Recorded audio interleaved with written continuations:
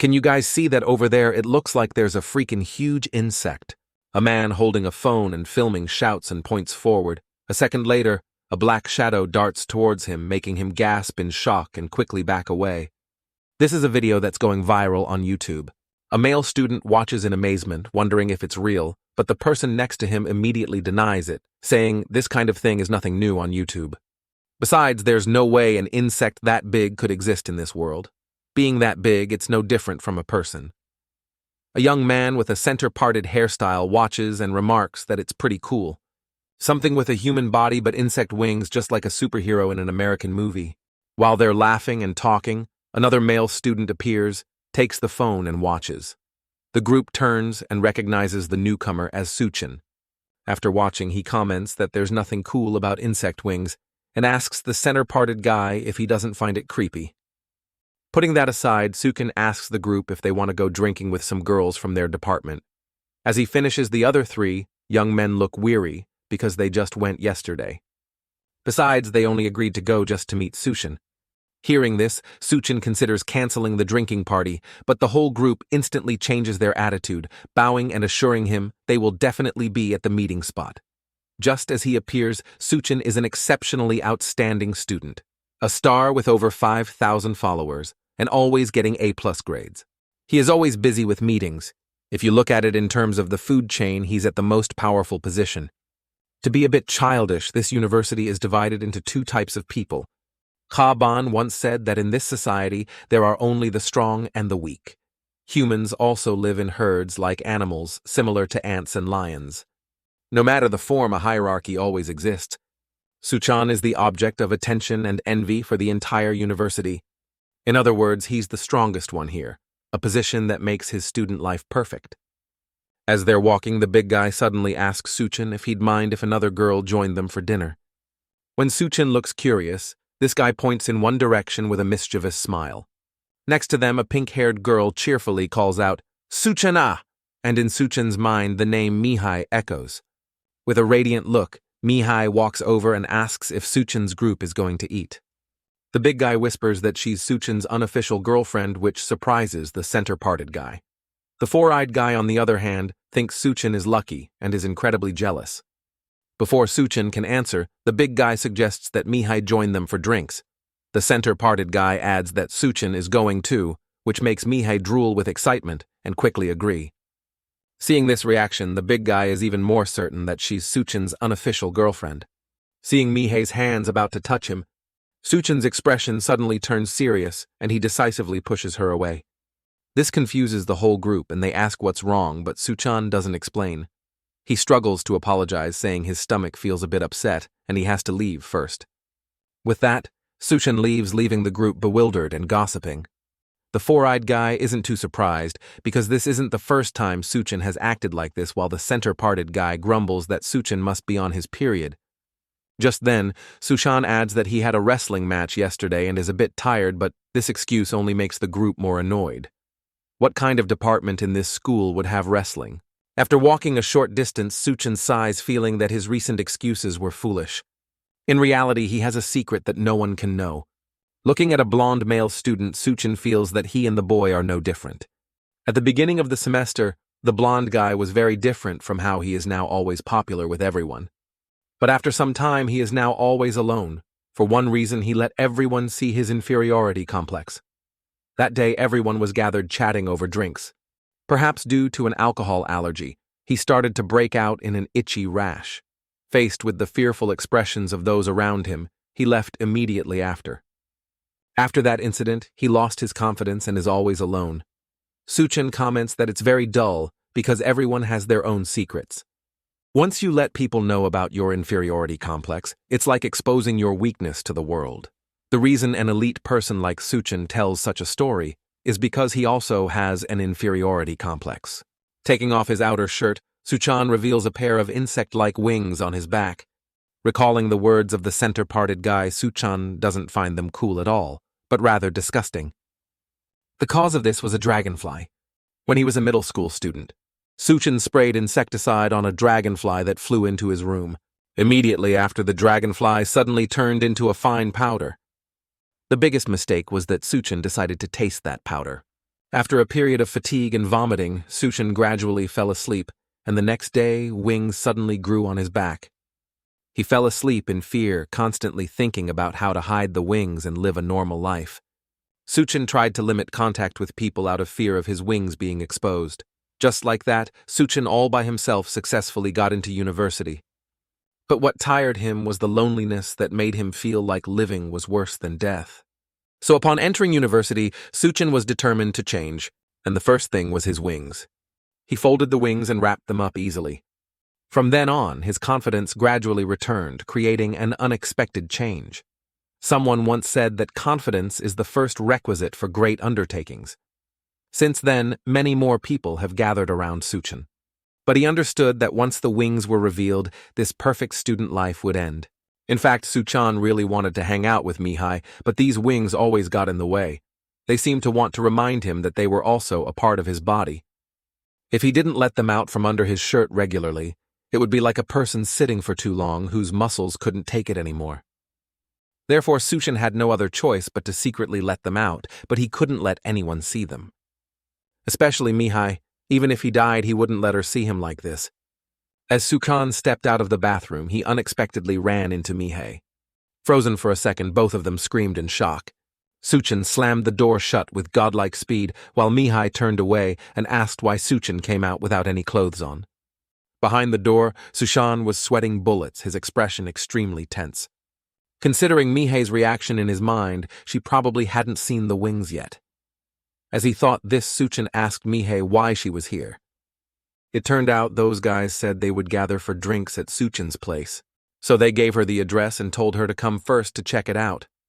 Hearing this, Suchin was so angry he gritted his teeth, wishing he could chop up those presumptuous guys. After a moment of silence, Mihi asked if Suchin really left because of a stomachache. It wasn't just today. This had happened many times. Every now and then, Suchin would have a pain somewhere.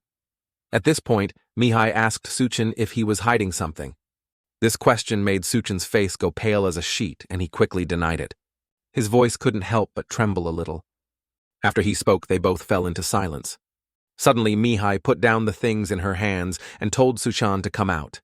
Curious, Suchin peeked through the door and saw Mihi waiting, insisting he go to the movies with her. If he didn't go, she would sit there until Suchin came out. Suchan, terrified, shouted that he was sick, but Mihi said she already knew everything. Suchin was always alone, thinking about something as if trying to hide a big secret. But he wouldn't tell her which hurt her feelings and made her feel sad. Mihi asked if Suchin remembered how he had saved her from the upperclassmen at the beginning of the semester. She admitted that Suchin's actions were a bit of an abuse of power and very embarrassing, but even so, she was truly grateful for it. So if Suchan didn't hate her, she wanted to abuse her power in return and listen to his troubles. Suchin felt relieved, silently thanking Mihi in his heart. But in the end, Suchin still couldn't let her see the wings. And so Suchan and Mihi set off for the movies, unaware of a mysterious figure following them from behind. He identified Suchin as prey, just like a mantis eating a dragonfly. On the way, Mihi enthusiastically helped other students fill out surveys, despite Suchan's advice that it was almost time for the movie. Helpless Suchin could only let her be because Suchin was too kind-hearted to refuse to help others. Afterward, Mihi even got a piece of candy and showed it off to Suchin. Looking at her, Suchin suddenly had the thought of wanting to date her. During the movie, Mihi accidentally spilled water on her shirt and quickly got up to find the restroom. Suchin watched her, wondering when he would be confident enough to reveal the secret of his wings. And when Mihi knew everything, would she still treat him the same way she did now? As soon as he had the thought, Suchin answered himself, she would definitely be terrified. Everyone would look at him like a monster. He was already very content with the way things were. Suddenly, the screen went black along with the lights plunging the space into darkness. Then a cinema employee ran in, shouting for everyone to get out quickly. He said there was a very dangerous armed individual in the building. The people in the theater wondered if this was some kind of event, but the male employee frantically denied it. He urged them to move quickly according to his instructions. Just as he was about to say more, the employee's body was suddenly thrown forward. A closer look revealed he had been impaled by something like a sharp blade and lifted high into the air. Witnessing this scene, the people in the theater were terrified and fled in a panic. Screams filled the space, mixed with countless cries for help. Suchan stood frozen, wondering what the hell was happening. Did that guy just kill someone, trying to calm himself? Suchan wanted to leave, but Mihi hadn't returned yet. The man looked at Suchan like a piece of meat drooling. "Found you my prey," he said as he lunged at Suchan. Sensing danger, Suchan instinctively dodged a series of slashes. He was shocked to realize that the blade was actually the man's hand. Suchan's pupils contracted as he looked at the man, wondering what kind of monster he was. The man raised his two arms, revealing a silhouette resembling a praying mantis. He spoke up, asking if Suchan wasn't also a monster. "Is this your first time seeing an insectoid?" As he got closer, he concluded that Suchan had used that insecticide, jungle juice. Hearing this name, Suchan vaguely began to understand everything. The man's expression turned mischievous as he looked at Suchan and laughed, saying that after using that substance, he had transformed into this form and gained a perfect sense of smell. He could smell a delicious scent on Suchan. He wondered what a carnivorous insect would taste like if it ate another insect. Suchan used all his strength, running and screaming in fear. In an instant, the man was right behind him, baring his fangs and slashing down. Just then a stick swung in, stopping him midair and saving Suchan's life. Suchan looked up and saw that it was Mihi. Terrified, she said she had just left the restroom when suddenly everyone was shouting to evacuate, but she couldn't find Suchan anywhere, so... Before she could finish, the mantis man slowly turned and roared in a cold voice. "How dare you interrupt my meal?" before lunging at her frantically. Suchan screamed for Mihi to run immediately. He reached out to stop it, but the mantis man's speed was too fast. He had already launched his attack. Below the building, a large crowd and the police had gathered. A girl was being stopped by the police, but she insisted on going inside because someone was still trapped. While the two sides were arguing, a man suddenly pointed upwards and cried out in shock. Mihi fell straight out of the building, stunning everyone. Suchan ran to the broken window, his mind racing in a moment of internal conflict. If this continued, Mihi would surely die, so he wanted to use his wings. The thing is, he had never flown before. Moreover, if he revealed his wings in front of so many people, his life would be over. Thinking this, Suchan silently apologized to Mihi in his heart. Mihi, still terrified, suddenly had a tear fall from the corner of her eye. The people below were even more astonished when Suchan jumped out, directly reaching out to catch Mihi. Witnessing this, the mantis man laughed loudly, calling Suchan an idiot. Even for an insectoid, surviving a fall from this height was impossible. A coward suddenly playing hero, but doing this was no different from suicide. Suchan looked down at the dozens of people below, feeling that his life was over from this moment on. Remembering Mihi's earlier words, Suchan chose this as his answer to her. The shirt on Suchan's back stretched taut, and a moment later his wings burst through, revealing themselves. Just as he was about to hit the ground, Suchan flapped his wings and flew up, completely surprising the mantis man. Every human has their own secret. The fate of those who reveal their secrets is no different from exposing their weaknesses to the world. Suchan understood this philosophy very well. In this era of big fish eats small fish, a student who had become weak could not survive. Below, the female student Mihi had helped, after a moment of shock, secretly contacted someone. The person on the other end suggested ignoring Suchan, but she thought it would be better to bring him to their school. As she spoke, the girl took off her hat, revealing two antennae growing on the top of her head. The sight of Suchan flying with his wings attracted a lot of attention from the people below, along with countless phones recording it. The mantis man cursed silently in his mind, "Damn, this guy has wings!" while also guessing what kind of insectoid Suchan was. On Suchan's side, he checked Mihi and saw that her head was bleeding and she had fainted. He was both furious and amazed. It was his first time flying, yet it felt so familiar. In an instant, Suchan had flown far away, leaving the mantis man watching helplessly. He deduced that Suchan had obtained dragonfly DNA thanks to jungle juice. As Suchan rushed to the hospital, the mantis man's excitement grew even more intense. Just thinking about it, he guessed the taste would be amazing. The mantis man was lost in thought, unaware that the other girl had lunged at him from behind. With a loud thwack, the girl had knocked him unconscious on the spot. Afterward, the girl sighed in relief and asked the mantis man if he knew what good he had done. Not only was the video spread on YouTube, but he also killed someone and caused a disturbance in the city center, so he was officially under arrest from now on. No one is allowed to reveal the existence of insectoids, the girl emphasized in a cold voice.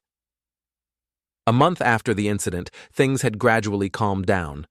The video of Suchan flying with his wings had spread widely on YouTube, attracting a lot of attention, including from his friends. The four-eyed guy watched it and even said the insectoid looked a lot like Suchan. But by now, Suchan had become isolated from them due to many rumors circulating in the school. He had previously thought the Ministry of Justice would send people to arrest him, but there was a silver lining to the misfortune. Many news reports appeared explaining that the incident at the cinema was just a promotional event for a university. People generally don't believe in fantasy-like events like this. But Suchan understood the situation now would be exactly like 12 years ago. When he was in elementary school, he was an isolated child who couldn't fit in simply because he didn't give gifts to anyone and had no parents. Back then, Suchan truly wanted to become close to everyone, but someone different from the crowd has no right to be happy. He wondered why he was always so different. As he was walking, someone secretly approached and lifted Suchan's shirt. Suchan froze instinctively, swinging his arm and turning around to shout. The big guy said everyone told him to check if Suchan really had wings, but this reaction was a bit over the top. After saying that, he went back to gossip with the others, ignoring Suchan's anger. Thanks to this reaction, they were all convinced that Suchan really had wings, just as the rumors said. In his heart, Suchan found it ridiculous because he and they used to always hang out together. But now things had changed unbelievably. Whenever Suchan walked past someone, he would be gossiped about and pointed at with wary eyes. He felt that at this rate, it would be more bearable to be arrested by the Ministry of Justice. Sitting on the bus, Suchan checked TikTok, and as expected, almost everyone had unfollowed him. There were rumors that the Ministry of Justice was investigating the people who appeared in the viral video. He guessed that was why they didn't dare to associate with him anymore. Suchan's finger scrolled to Mihi's account, pushing those people aside. Because no matter what, Mihi was still there. That day she had fainted and been hospitalized, and today Suchan heard she had woken up. Remembering the things Mihi had said, Suchan's mood lifted a little, because for him just having Mihi was enough. It was just unexpected that when she saw him, she screamed and warned him not to come closer. Suchan's smile slowly faded as he quickly asked Mihi what was wrong. Hearing the scream, hospital staff rushed to pull Suchan out, but he didn't care at all. Contrary to Suchan's expectations, the gentle and kind Mihi of yesterday was now terrified of him. She even told him not to look for her again and called Suchan a monster. Coming back outside, Suchan's spirit felt like it was about to collapse. Mihi's account later unfollowed Suchan as if they had never known each other. Returning home, Suchan took off his shirt, revealing his wings, feeling that it was all their fault. He wanted to take the wings and cut them off, but didn't have the courage to do it. Suchan collapsed sobbing, because he was afraid of the pain and blamed himself for being so cowardly. A month later, Suchan was still quietly alone as usual. Humans live in groups, and for all herd animals on Earth, if they cannot integrate with their herd, there is only one outcome. With that thought, Suchan climbed onto the roof of a building, feeling that dying would be much more comfortable. After thinking, he stepped off and let his body fall, unable to endure this terrible life any longer. But the wings on his back disobeyed, unconsciously spreading out and catching Suchan. Even death couldn't be on his own terms, which made Suchan find it even more disgusting. Just then, the female student appeared in front of Suchan, saying she was so jealous and wished she had a pair of wings too. Suchan's eyes widened, wondering when this girl had gotten here. But more importantly, how could she run on a wall like that? The girl continued asking if Suchan was stupid for trying to jump off a building to commit suicide when he had wings. Taking off her hat, the girl offered to show Suchan how to become a normal person again. Suchan's jaw dropped, not thinking there was a way to go back. Furthermore, this girl was also an insectoid like him. Back inside the house, Suchan didn't waste words and asked the girl how he could return to his original state. The girl didn't answer right away, instead giving Suchan a condition to come for an interview at her school. She said the professor there would explain everything directly. Countless questions popped into Suchan's head, wondering if she was telling him to interview at a university. The girl continued saying she would wait for Suchan by the bus and that he just needed to follow her. Suchan asked how he could trust her, since that mantis man had tried to kill him before. The girl bluntly told Suchan that if he didn't believe her, he could go back up there and jump again. But if he trusted her and followed, he wouldn't be alone anymore. After a moment's thought, Suchan decided to follow, even though he wasn't 100% convinced, but he had nowhere else to go. Later on the bus, the girl took out a can of insecticide and asked Suchan if he knew what it was. According to her, this thing could mix human and insect DNA. For a time, it sold very well because just one spray could kill any pest. But the problem with this substance was that it would mix the DNA of the dead insect with any person nearby. That's why Suchan's wings were like that mantis man's a transformation after the DNA was mixed. After hearing this, Suchan angrily asked what damn fool invented this. The girl didn't know because all information related to that company was still a mystery. But one thing was certain, this substance was released to the market through a trading company and many people had been contaminated.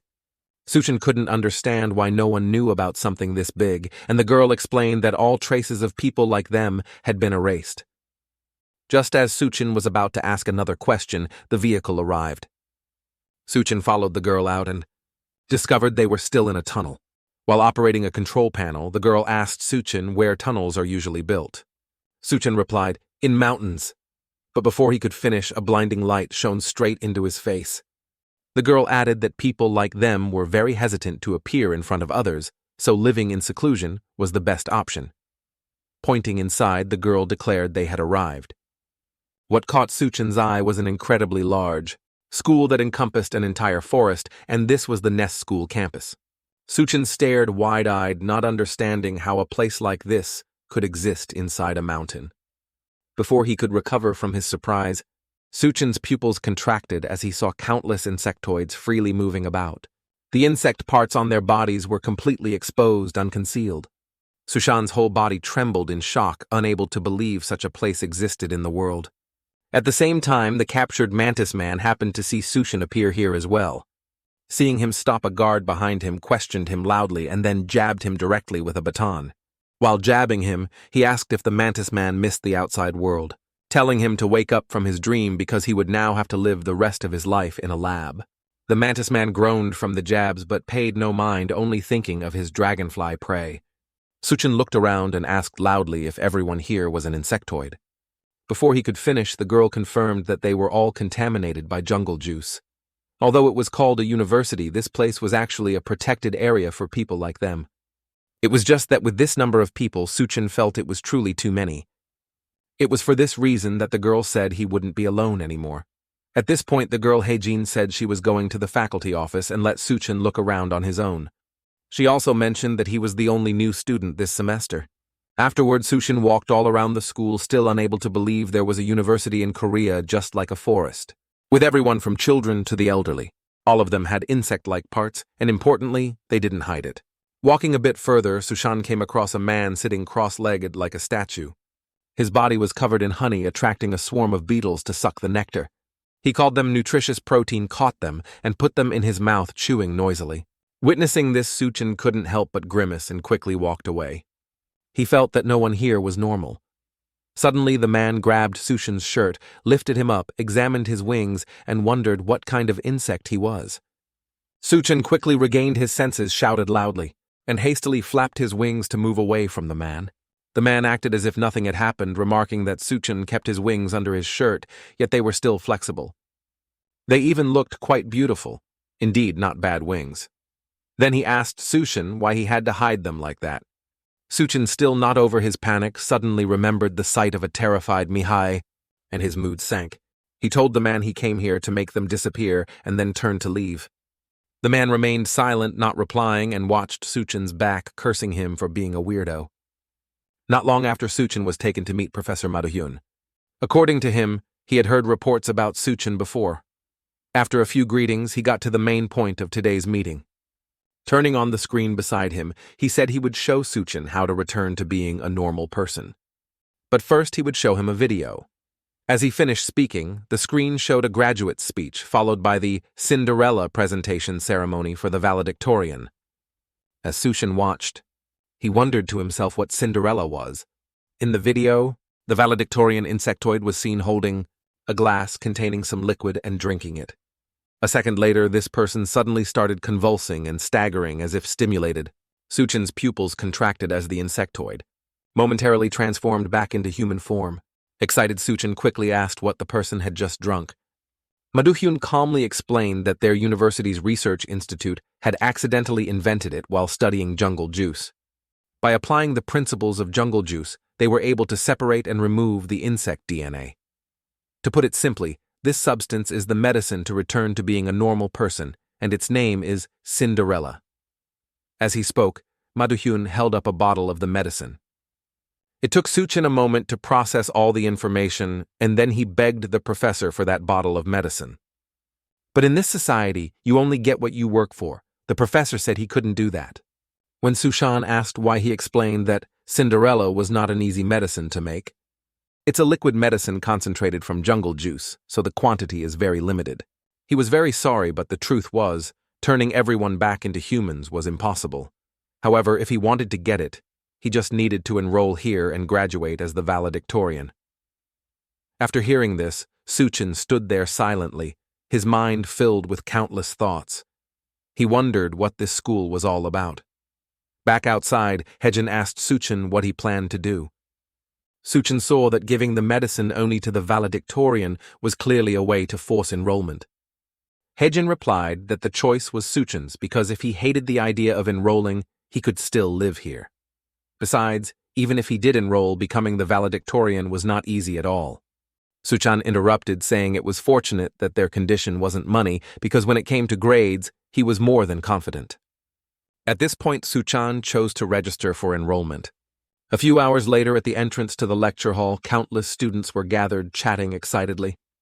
It didn't take Suchin long to complete the enrollment registration procedures. Listening for a bit, he noticed the people here talked just like normal students, so he remarked that this school wasn't bad, and the reason Suchin's process was so smooth was all thanks to Hjun's help. Seeing Suchan's confusion, she had already written down some general education courses and told him that when registering he just needed to sign up for one of the 3 on the list. Remembering this, Suchan opened the book and saw that the course names were all very strange. If Hjun hadn't confirmed it, he would have thought she gave him the wrong notebook. Among them, Suchin was drawn to the Principles of Nest Defense course because many people got A's, and moreover, there were no group assignments. And the professor in charge of this course was Hjun. Suchin judged him to be quite gentle and decided to register for Professor Ma's class. What Suchin didn't expect was that this school gathered all the students in a classroom to register. Obviously, at other schools, you could just go to an internet cafe to register. Suchin was still thinking this school must have a lot of high-end computers when something suddenly flashed past his face. Looking closer, he saw it was a male and a female student fighting tooth and nail. This scene quickly attracted the attention of Suchin and those around him. The girl grabbed the male student's collar, pinned him down, and relentlessly threw punches while cursing at him. It was because she had previously told the male student not to let her see his face in school, yet he still showed up. The male student, not giving in, kicked the girl in the groin and yelled, "Are you crazy? Why do you always like to pick a fight, you psycho?" Suchin wasn't too surprised by this scene, as it was no different from the university he used to attend. Suddenly a voice came from nearby saying, "Don't be scared." Suchan turned to look, but a figure had already sped past. The voice added that he would see scenes like this as a daily occurrence. The girl who was pinning the guy down was suddenly lifted up, and the male student was also grabbed. Just like that, Hjun gently tossed them to either side as if throwing objects. Suchin watched this scene frozen on the spot. The female student fell flat on her face, and the male student wasn't any better off. He struggled to sit up and asked through gritted teeth, "Which son of a bitch?" The reply was a familiar voice. "Fighting already at the start of the semester? You guys must be in a great mood." Recognizing the person as Hjun, the male student yelled, "Department representative." Hearing this, Suchin vaguely understood, feeling that this girl was incredibly strong. He couldn't believe he would have to study with people like this. Later, Suchan returned to the lecture hall to wait for the course registration time. Although he was starting to feel that student life was a bit precarious, the important thing now was to register for classes. Suchin understood that no matter how good a student he was, if his schedule was a mess or he missed a good course, his life would be over. Therefore, Suchan was determined to get into Professor Hjun's class. At the same time, Hjun was leisurely admiring the school scenery.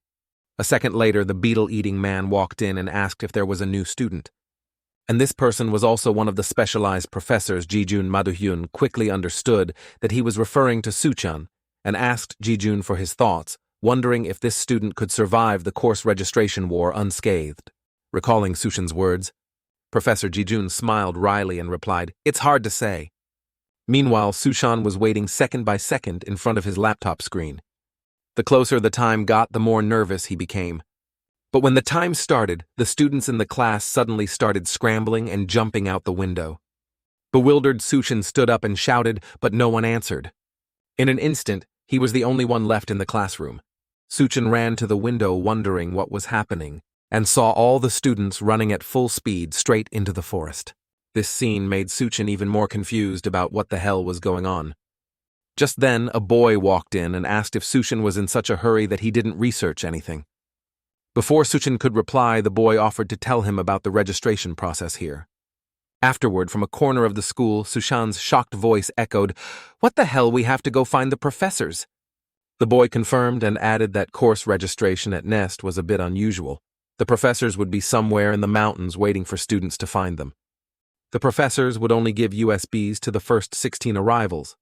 Only after getting that USB and plugging it into a computer at the starting point could one register.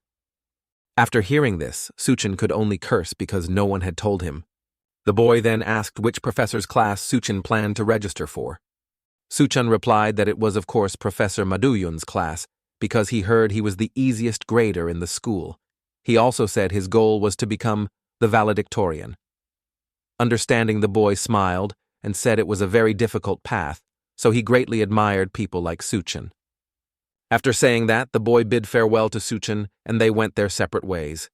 In his heart, Suchan couldn't help but feel that this boy was very kind. Inside the forest, Suchan realized he had wasted a lot of time and wondered if it was too late to start now. He also didn't know where the others had gone. At this point, Suchan thought he needed to find a high place to observe. Suddenly remembering he had wings on his back, Suchan took off his shirt and flew straight up. This way he could see where everyone was and where they were heading. Observing his surroundings, he saw many flags on the mountain and wondered if those were the destinations. While he was daydreaming, Suchan suddenly saw other students rushing at each other like moths to a flame, teaming up to fight as if they were mortal enemies. Hearing the shouts, Suchan understood they were fighting for class spots, but he found their methods too barbaric. Putting them aside, Suchan turned his attention to the flags, guessing the destination was one of them. But crucially, he had no idea which flag belonged to Professor Ma. Suchan was about to check each location when he suddenly realized something and sped off. At Destination A, Professor Ma was leisurely drinking tea and reading a book. Suddenly his attention was drawn forward as someone plummeted from above. With just one look, he recognized the student as Suchan. Despite face-planting into the ground, Suchan's mood was extremely joyful because his prediction was correct. Professor Ma's flag was the one most people were heading towards. At the same time, Professor Ma had the same thought. His class had the highest competition rate, so many people would be heading for it. He mentally noted that Suchan started later than the others, but knew how to turn this disadvantage into an advantage. As he thought this, Professor Ma picked up the box. Inside, which only one USB remained, and handed it to Suchan, telling him to go back to the classroom and plug it into a computer. Holding the USB, Suchan's mood was excellent. He felt he had taken a step on the path back to being a normal person. After all the USBs were distributed, Professor Ma took out his phone and pressed the upload button. Hearing a notification, Suchan opened his phone and saw a message from Professor Ma. It listed the names of those who were holding the USBs for the Nest Defense class. Faced with this, Suchan couldn't understand its purpose at all. At the same time, Professor Hjun also received the message and was surprised that Suchan had gotten a USB.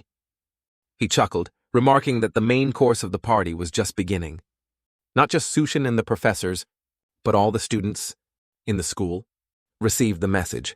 In an instant, a group of people had secretly surrounded Suchan. Hearing a strange noise, Suchan quickly turned to look. What he saw was another student swinging a fist at him. Luckily, Suchan managed to duck and dodge it. Just that one punch was enough to cleanly snap a large tree in half. The newcomer was Hanuso, a beetle insectoid with immense strength. Suchan didn't understand what was happening and could only flee in a hurry. But he was surrounded on all sides by people targeting him. Blocking his path was a spider crab insectoid with 2 extra arms growing from its shoulders. He growled, demanding Suchan hand over the USB. Only then did Suchan understand the reason for the attack. In a moment of crisis, Suchan flew into the air, getting behind the spider crab man. Next, he encountered a series of other students, all rushing at him with murderous intent. Thanks to his agile flying ability, Suchan managed to escape by the skin of his teeth. As he ran, Suchan gritted his teeth, unable to believe there was such a method of course registration in the world. After flying a short distance, Suchan suddenly heard someone calling him. He turned and saw it was the boy he had met earlier, calling him over to a tree trunk. A moment later, the pursuers all went in a different direction, while Suchan had managed to hide inside the tree trunk to escape. Waiting for them to leave, Suchan breathed a sigh of relief and thanked the boy, thinking he was lucky to meet someone so kind. The boy shyly said it was nothing, because you're wrong, big brother. When Suchan opened his eyes, he found the boy had used his hand to inject a poisonous stinger into his forehead. Immediately, Suchan's body went limp and he collapsed, letting the boy take the USB from his hand. He explained that it was because Suchan had been stung by a honeybee, so his body would be paralyzed for a while. Then he put on a provocative expression and asked Suchan what was wrong. "Did you really think I was helping you?" he sneered, telling Suchan to wake up, because everyone here was an enemy and he wasn't stupid enough to help his foe. This was a battle where only the strong could survive, and that was the purpose of this registration method. He promised to use it well and told Suchan to learn his lesson and try registering again next year, although guys like Suchan had no chance of becoming valedictorian.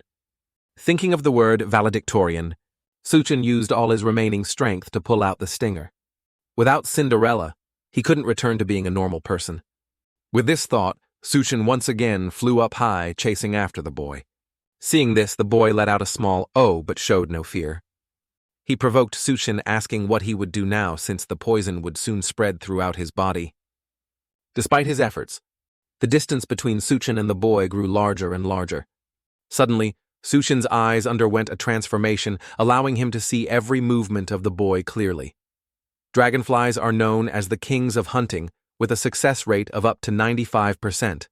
The key feature that helps dragonflies achieve this rate is their eyes. A dragonfly's eyes are composed of many honeycomb-like lenses that can observe every subtle movement in 360 degrees. Thanks to such amazing eyes, dragonflies can easily read the movement direction of their prey, thereby predicting movements to initiate a hunt. And this was the first time Suchan had the thought of catching someone unconsciously, awakening the feeling of the hunt. Thanks to his eyes, Suchan soon closed in behind the boy. Before the boy could react, Suchan landed a solid punch right in his face. At the same time, Hjun had completed her registration and let out a sigh of relief.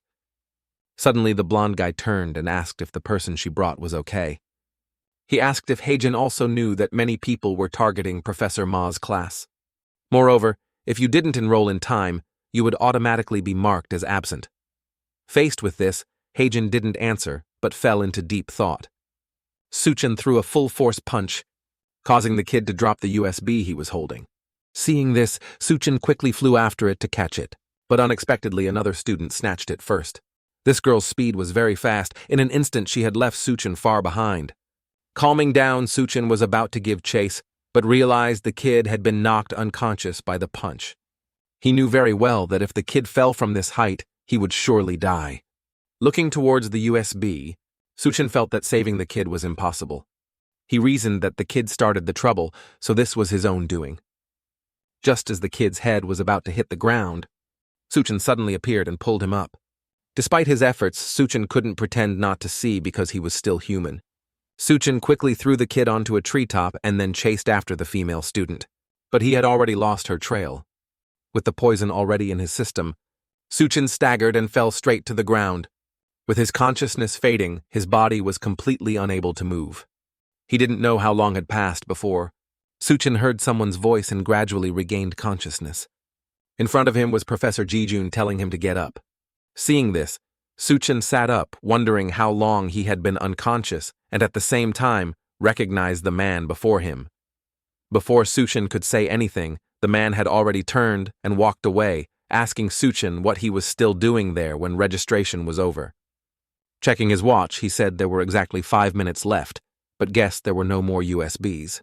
Frustrated, Suchin shouted that he was attacked first and had fainted from poison, so this was clearly cheating. Sighing, Professor Hjun called Suchin pathetic, asking, "So what? Was he trying to say he wanted the special privilege of a retest?" As Suchin was about to argue back, Hjun continued saying that, in this school, strength was the most important thing. If you wanted something, you had to fight to get it, and the professors had been monitoring everything. They would prevent anything that endangered lives. Jungle juice had turned humans into weapons and was full of dangers. In a school full of dangerous people like this, did he think just opening a book and studying was enough? If he wanted that, he could go to Nest's Citizen Protection Department and live his whole life in peace as a defective human. At this point, Professor Hjun threw a bag of snacks to Suchan, telling him if he didn't want to do anything, he could go throw out the trash. He reminded Suchan to remember to sort the trash to protect the planet, then left. Suchan was silent for a moment, then couldn't hold back and buried his face in his hands, bursting into tears. Thinking back, if he had let that kid die, maybe things would have been different, better. This thought made Suchin feel even more like he was trash. He cursed angrily and was about to throw the trash in his hand when he remembered the professor's words about sorting it. As he opened it, Suchin grumbled, cursing the professor for giving him this task. Suddenly, Suchin froze and looked down when he saw a USB inside the snack bag. In his mind, he remembered Professor Hjun's words that there were 5 minutes of registration time left, and he stood there dumbfounded. Meanwhile, on Professor Hjun's side, Professor Ma walked up surprised that he had given the USB directly to Suchin like that. He asked if he didn't hate that student anymore, or if there was another reason. After a moment of silence, Professor Ma replied simply, "Because I chose him to break." At the same time, Suchan was flying quickly back to the school. Realizing this speed wasn't enough, Suchin wanted to go faster, but knew he couldn't land if he closed his eyes. Suddenly, Suchin stopped, took out a pair of glasses, and put them on.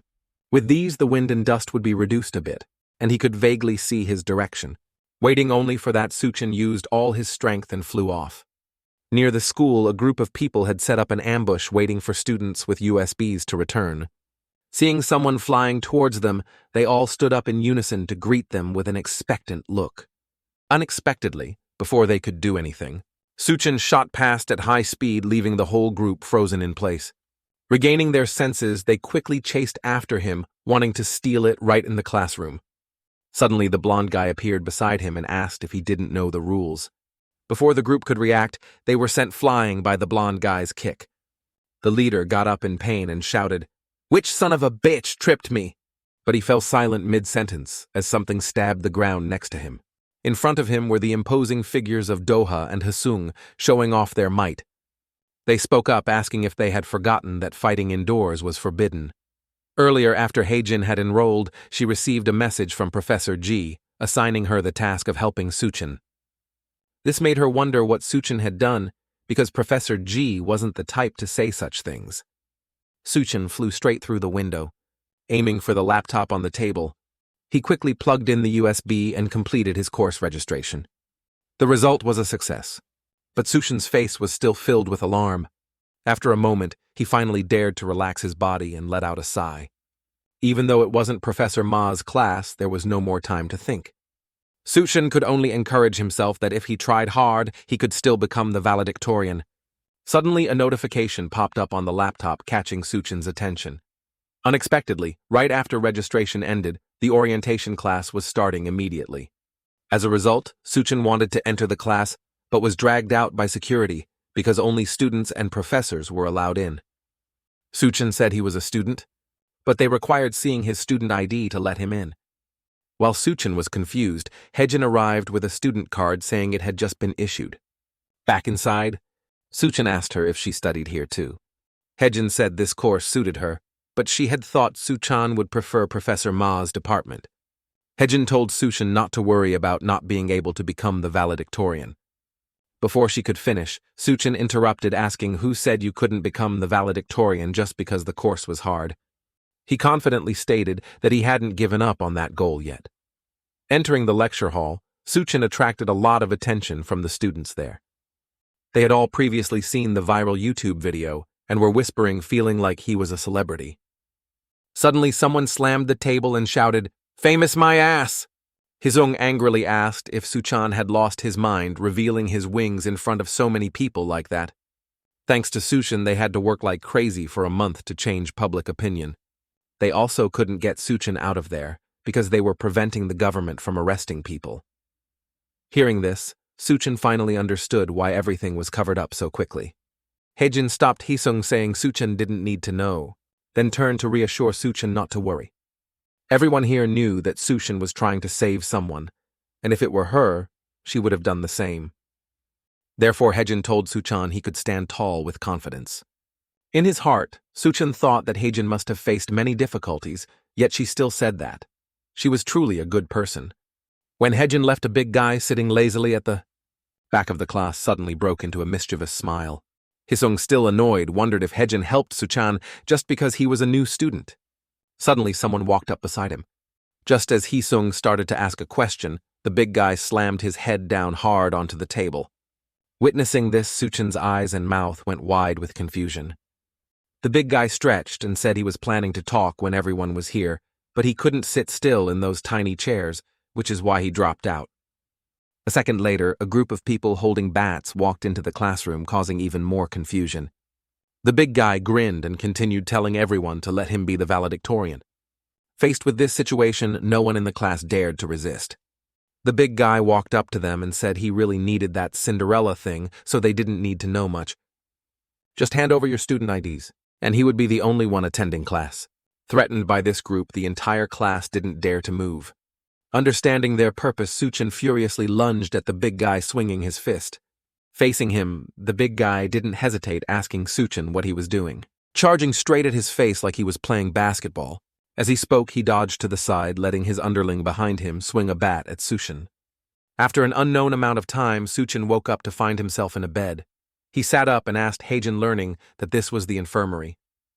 According to her, when she returned, she found Suchan and his son covered in blood and unconscious, so she brought them here.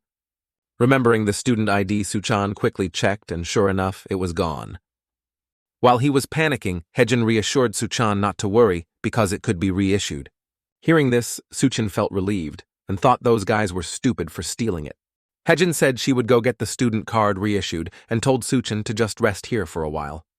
In Hjun's personality, Suchan was unconsciously reminded of Mihi, who was just as kind and always took care of others. Suddenly, Hjun woke up and spoke, startling Suchan, who asked loudly how the hell he was still alive after being beaten like that. Hjun quickly replied, "How the hell could I die?" and then asked Suchan what had happened. Learning that the big guy took the student cards, Hjun was just as shocked. Suchan said Hjun went to get them reissued, but before he could finish, Hjun cursed him for being stupid, asking if he really believed that. Hjun told Suchan to think again. If that guy wanted to be valedictorian, why would he go through the trouble of preventing all the students from attending class? He clearly only needed to control all the competitions.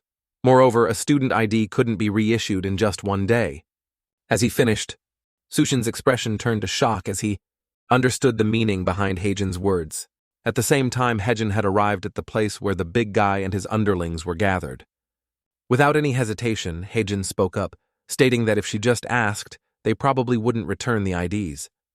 The big guy laughed smugly, confirming that was obvious, and in turn asked Hjun if she had ever seen a robber return stolen goods. Just as he thought there was no need to take all the other IDs because just these few were enough to make Hjun come.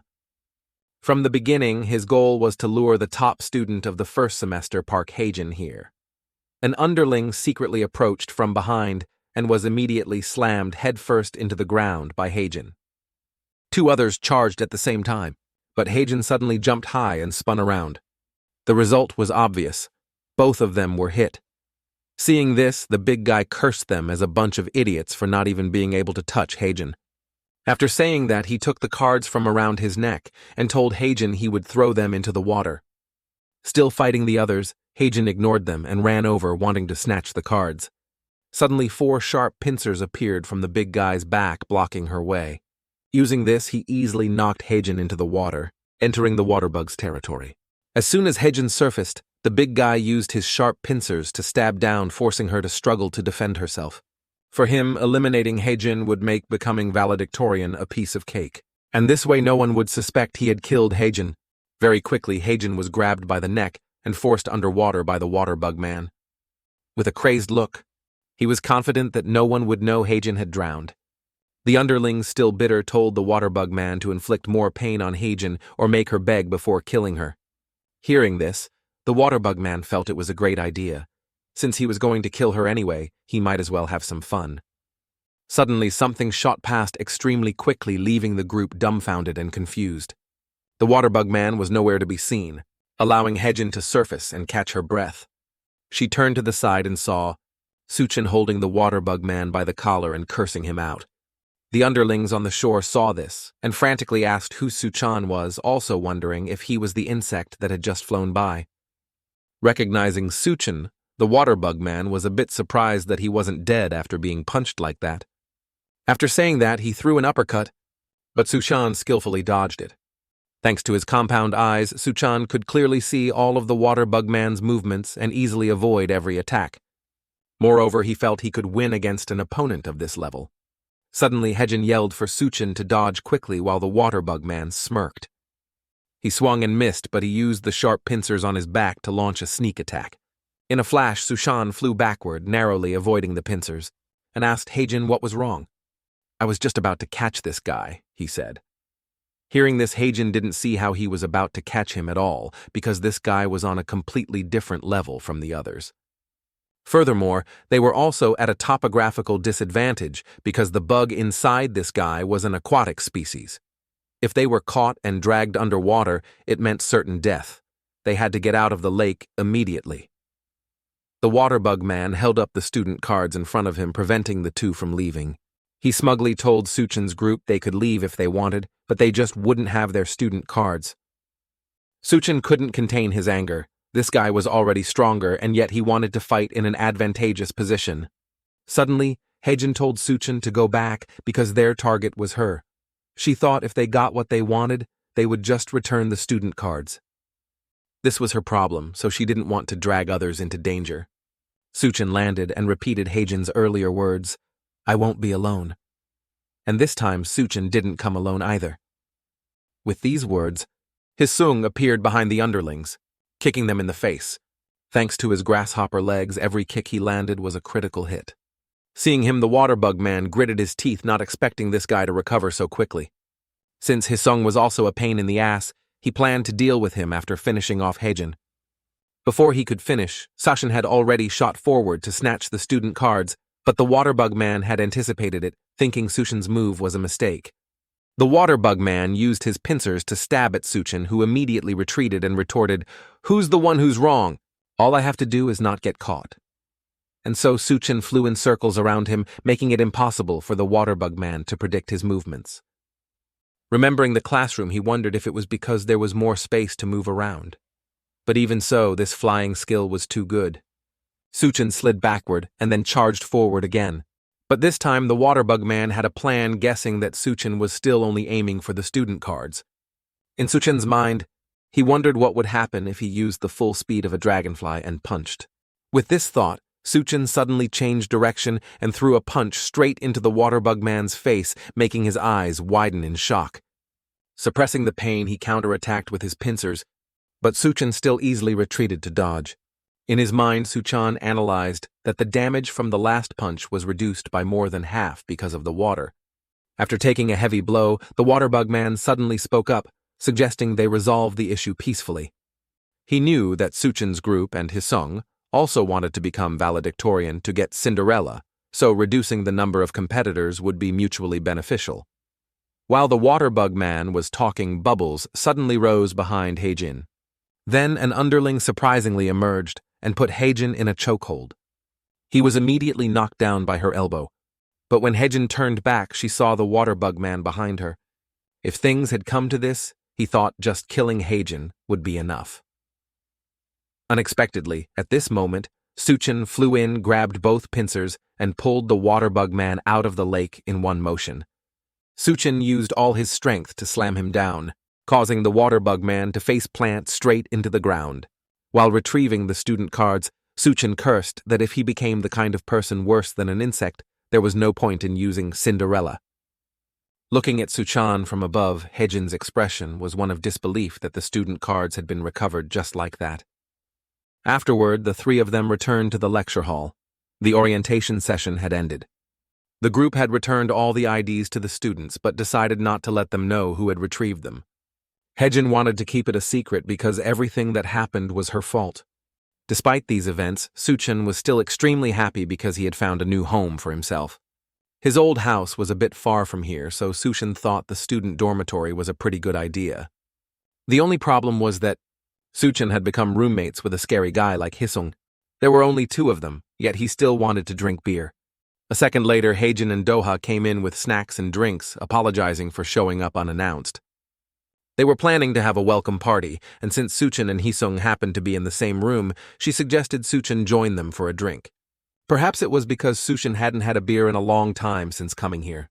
Or maybe because since his wings were revealed, Suchan had been very happy. In the forest outside Nest, the waterbug man was sweating profusely after reporting his failed mission. So you couldn't kill the professor's disciple, huh? It's okay, your main purpose was to attract attention anyway. In front of him, an ant-headed woman gave a long speech, and then asked the waterbug man if he knew that failed predators would be eliminated. Hearing this, the waterbug man was terrified and quickly said he could do better next time. This time, he would kill that betch of a department representative and get Cinderella. Before he could finish, the woman interrupted, asking what he was talking about because they didn't need that thing. With a swift slash, the woman sent the waterbug man to his grave, remarking that it was a shame someone as strong as him couldn't even defeat some rookies. But she wasn't worried because their leader would be very happy that they had found what they were looking for in the quarantine room. The next day in the classroom, Suchan couldn't help but feel anxious because today was the first class of the main course, Insect Combat Practice. Understanding his mood, Hjun reassured him not to be too scared. She heard they said today was just a basic test, so it probably wouldn't be anything difficult. Thanks to this, Suchan's spirits lifted as he also thought he had been worrying too much. A moment later, Professor G walked in and, as expected, said today was just a simple test, and the results would be reflected in each person's grade. However, it could be lethal, so he reminded the students to be careful.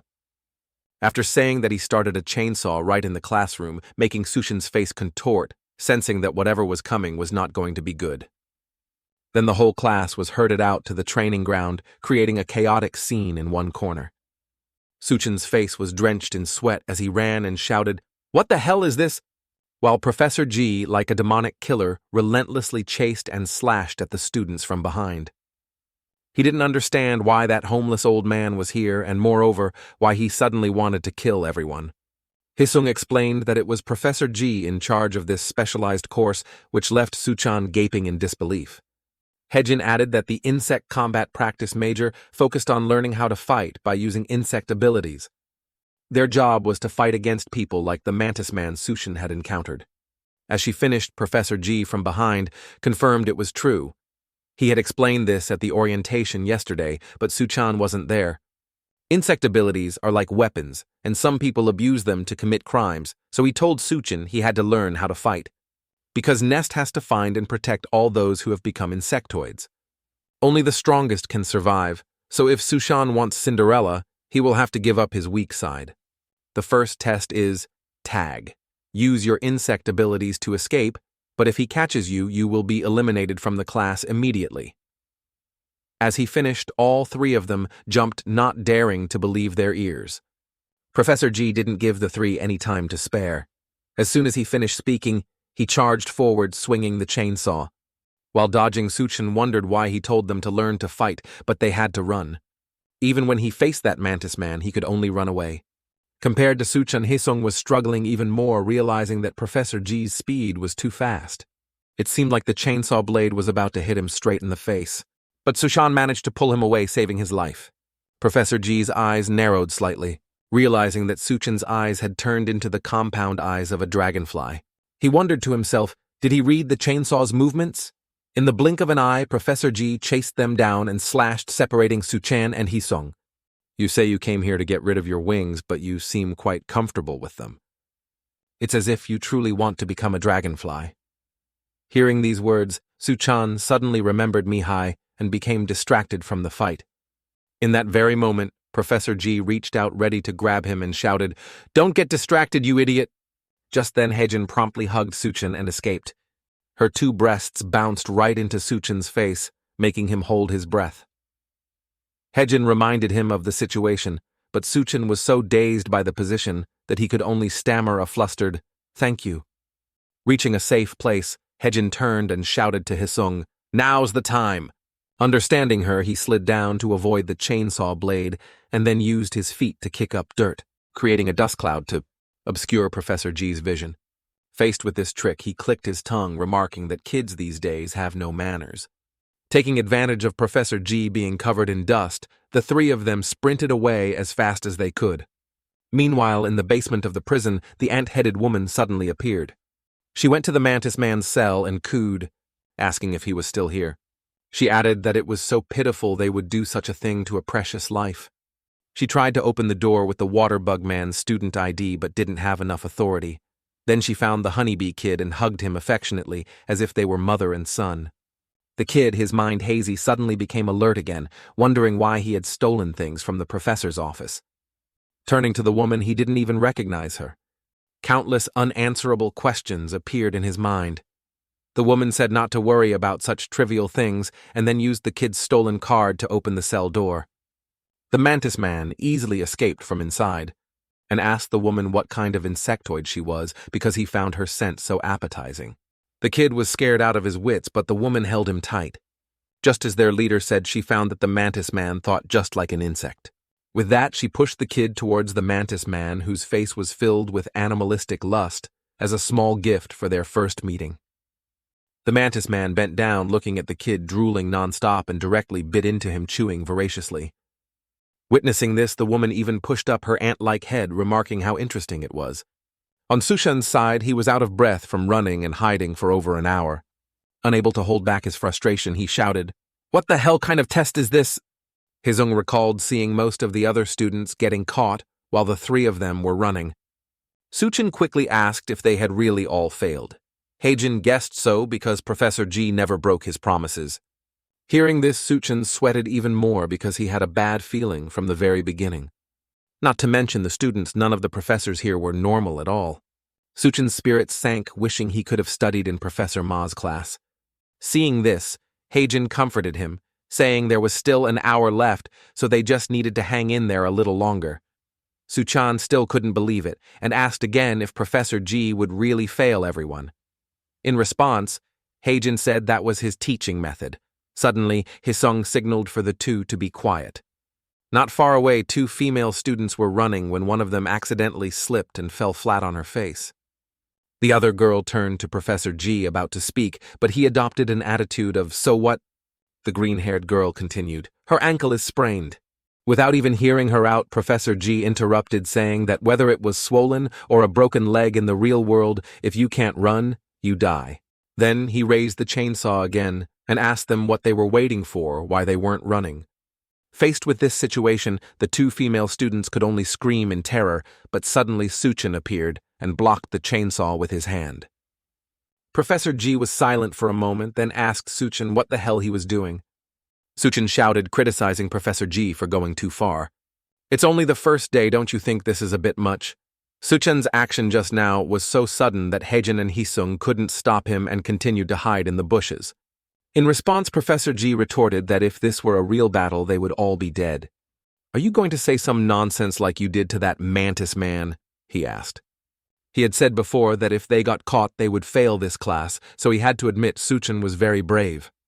At this, Professor G put away his chainsaw and made a deal with Suchan. If he could land a single blow on him before the class ended, everyone, even those who were caught, would be exempt from failing.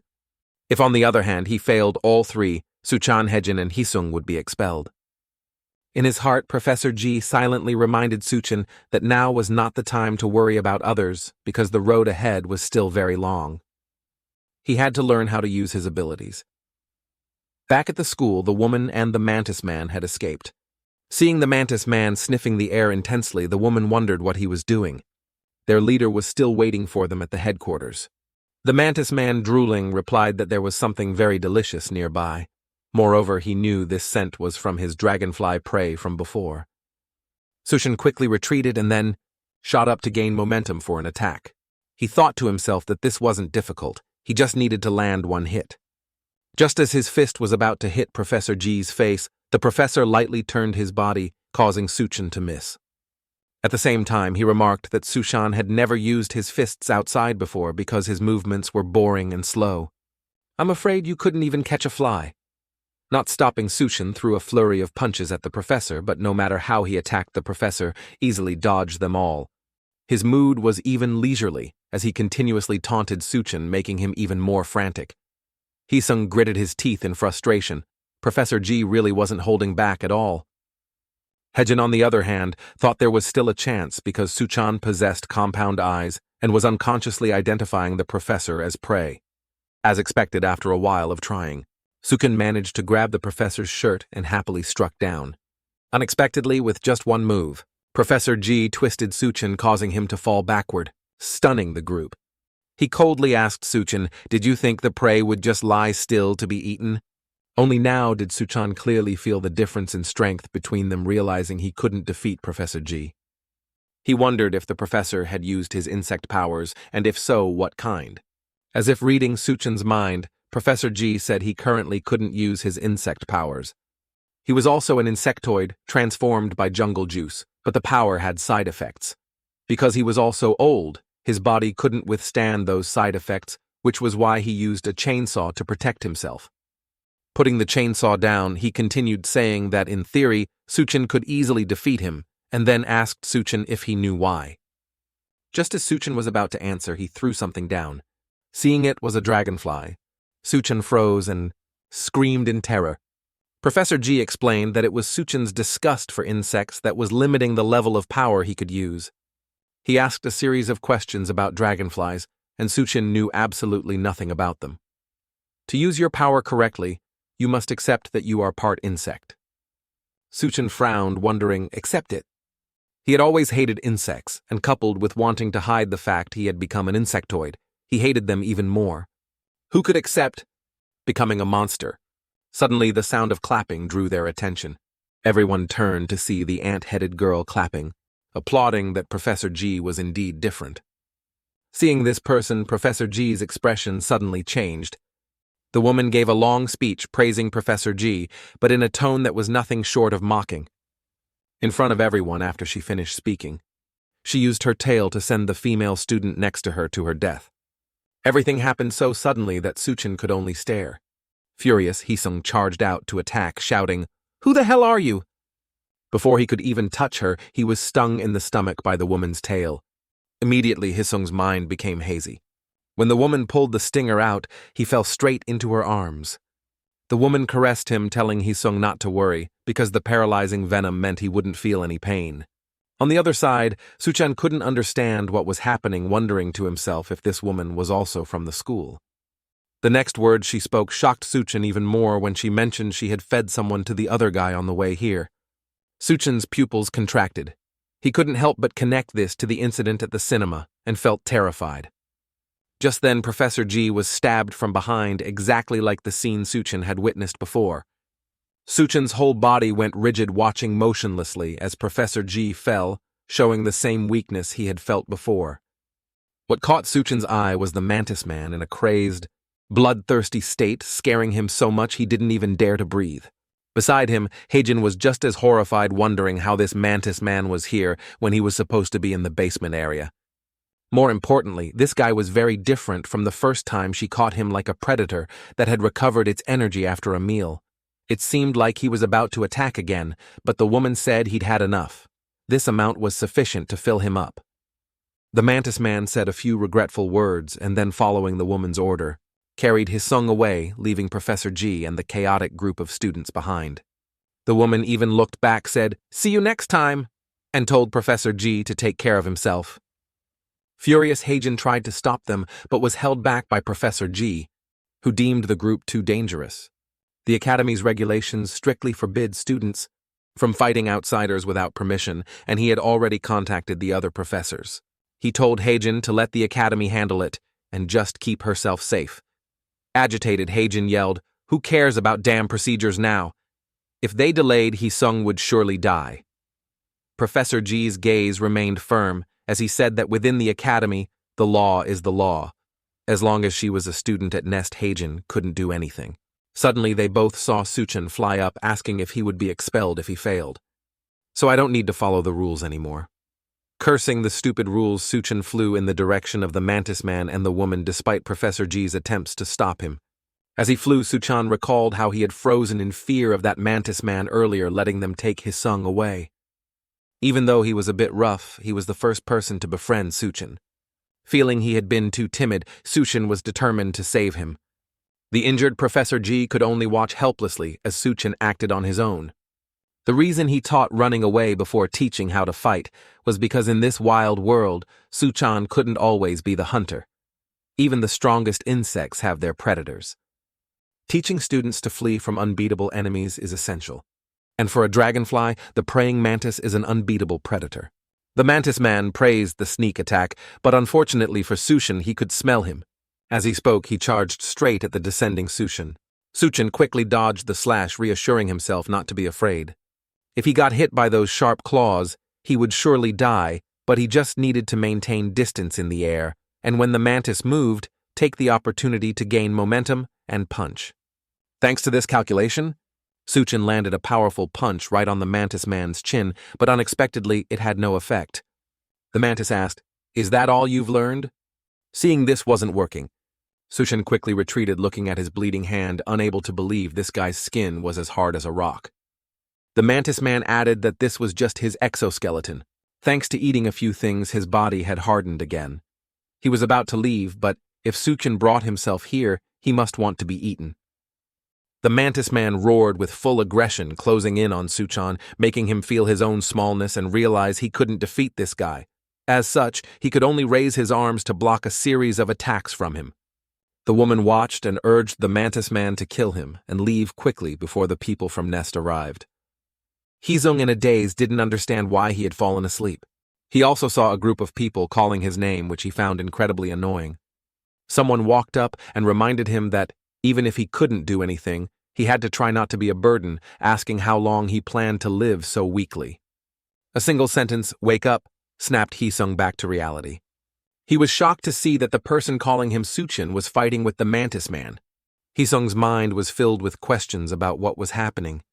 He wanted to move, but his efforts only made his body tremble slightly. The woman guessed the paralyzing venom had worn off and silently praised Hisung for having some guts. She raised her tail, intending to finish Hisung off, because whether he was dead or alive, the mantis man would still eat him. Paralyzed, Hisung could only watch as the stinger came at him. Suddenly, Suchan jumped in between and punched the woman's tail away. Suchan shouted that he would buy some time and told Hisung to run as soon as he recovered. This action astonished Hisung. He couldn't understand how Suchan could so unhesitatingly risk his life here for someone else. Fighting 2 against 1, Suchan was quickly and brutally beaten by the woman and the mantis man. In the past, Suchan had wondered why he saved others' lives when he didn't even get a thank you. But at least by doing so, he wouldn't feel regret because it was the right thing to do. At that moment, Suchan was pinned under the mantis man's foot, about to be finished off. Hisung's expression turned extremely serious. He suddenly grabbed Suchan's shirt and dragged him away at godlike speed. It happened so fast that the woman and the mantis man could only stare blankly after them. Looking over, the woman couldn't believe this guy could run so fast. Each jump probably covered more than 100 meters. Although fables about the ant and the grasshopper make people think grasshoppers are lazy insects. But in reality, that's not the case. Specifically, the grasshopper is a carnivorous insect in the Orthoptera order with very long and fast hind legs. They use these legs to move very quickly and catch prey. Each jump easily covers a distance 12 times its body length. After running for a bit, Hisung asked Suchan what the hell he was thinking, turning himself into such a wreck. He remarked that he was a real idiot. The woman sighed, concluding that the mantis man wouldn't be able to catch Hisung anymore, and advised him to give up. The mantis man's eyes darkened as he said he didn't want to give up.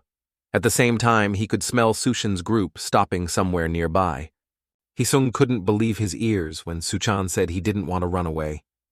He asked in astonishment, "Do you want both of us to go take down that mantis?" He mocked that the mantis must have punched a hole in Suchan's head for him to have such an idea. Hisung went on a long rant asking Suchin if he hadn't learned anything all day.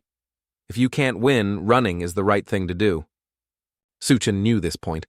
The mantis man was unlike anyone they had fought before. If they made a mistake, they could die. That's why Suchan wanted to finish this guy off even more, because if he let him escape, someone else who knew nothing about him would become his next victim. Hisung understood, but had no idea how to land a punch on him. Suchin planned for the two of them to hold him off and wait for the reinforcements Professor G had called. Moreover, he had an idea. Meanwhile, Hjun was trying her best to stop Professor G's bleeding her mind in a panic, not knowing what to do. She anxiously wanted to leave, but couldn't just leave the professor here like this. Suddenly, Hjun sensed someone flash past behind her at godlike speed and then disappear. The woman consoled the mantis man, saying that after they left, she would find more prey for him. The mantis man sniffed the air intensely and suddenly sensed Suchin's group right next to him. He had just turned to look when he saw Suchin swooping down from above, using a vine to wrap around the woman's neck and pull her away. The action was so fast that the mantis man couldn't react at all. In an instant, Suchin had tied the woman to a tree and secured her tightly. Through observation, the mantis man realized it was thanks to the glasses that Suchin could fly so fast. He had just started to ask what Suchin was doing when he took a kick straight to the face, but he still didn't feel any pain. On the contrary, Suchin's leg hurt like hell after the kick, making him even more certain that he had no way to break through that skin. The mantis man raised his two sharp pincers, stabbed forward, and roared that he was the strongest here. A guy who could only fly like Suchin could never defeat him. Suchin tried to dodge, but couldn't keep his body from getting injured. He came up with a plan. If he maintained distance in the air, he could probably hold him off for a few minutes. Hisung used his supermodel-like legs to turn around and throw something high into the air. Back with Professor G, he told Hjun that Suchin's group had taken that thing. He angrily cursed them as a bunch of bastards, concluding that this time Suchin's group had won by snatching it right from under his nose. Suchin flew up and grabbed the superweapon, the chainsaw, starting it in midair and slashing down in one motion. Hisung's voice echoed, "Kill this motherfucker, my friend." Normally, a dragonfly cannot defeat a praying mantis, but that's only true for insects, because humans always find a way. With a swift slash, Suchin chopped off the mantis man's arm. He roared in pain, cursing Suchin for fighting dirty. Furious, the mantis man swung his remaining arm wildly in the air, but Suchin had already retreated. Hisung saw Suchin had cut off the entire arm and acknowledged that this guy wasn't kidding around. The mantis man, furious, didn't care much and slashed forward, questioning if Suchin dared to see him as prey. Just then the chainsaw wouldn't start, and Suchin could only use it to block the attack. One person slashed with all his might, the other blocked with all his might. After a moment of struggle, the mantis man suddenly bent down and slashed upwards. Taking a powerful blow, the chainsaw blade shattered and hit Suchin in the eye. Not stopping there, the mantis man smashed the chainsaw to pieces, concluding that without a weapon, Suchin could only run just like last time. While Suchan was at a loss, Hisung kicked the mantis man dozens of times from behind. "You think you're so tough talking big with only one arm?" The mantis's sharp pincer swung straight at Hisung's face. To balance unrestricted reproduction and the growth rate of living species, Mother Nature came up with a harsh solution. That is, species that can unilaterally crush their opponents always have overwhelming power. This also means their natural predator is the god of death. The mantis man pinned Hisung to the ground with one foot and spread his arm to catch Suchin, who was trying to help. His delighted expression showed he found this hunt incredibly interesting.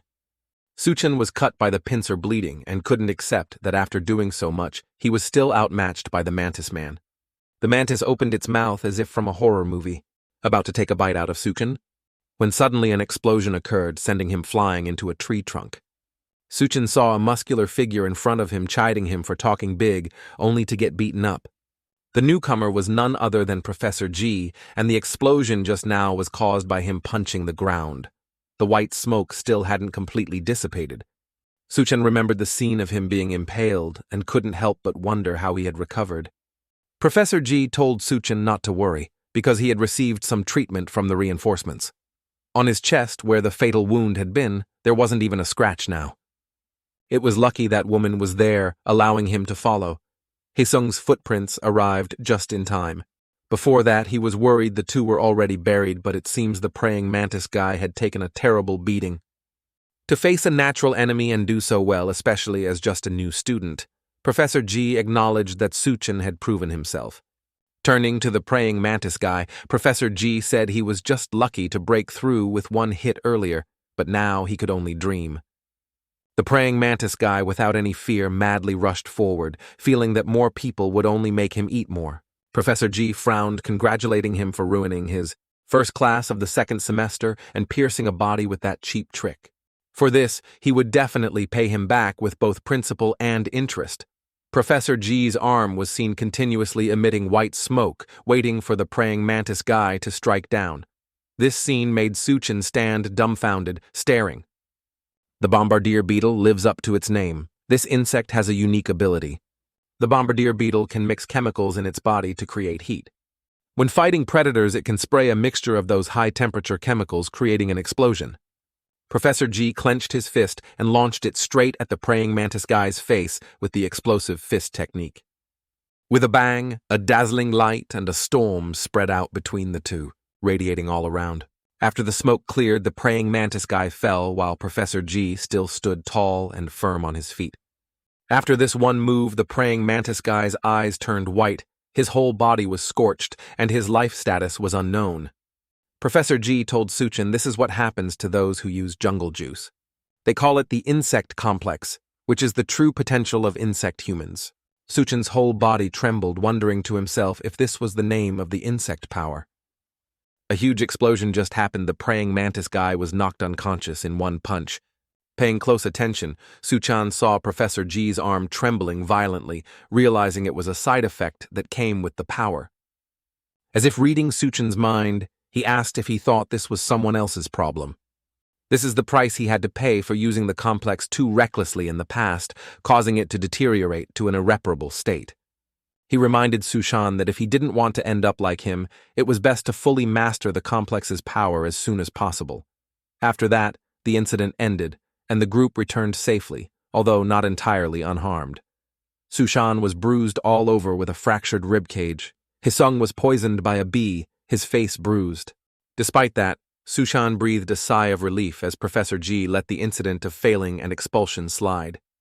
Hisung overheard that they would continue to lock up the praying mantis guy and increase security many times over. What made Suchin uneasy was that they had lost track of the masked woman who released the praying mantis guy. Although Hjun said the two were great for holding off the praying mantis guy, Suchan actually felt he couldn't do anything on his own. So following the professor's advice, he was trying to make the complex's power his own as soon as possible. That night while sleeping, Hisung suddenly sat up in bed.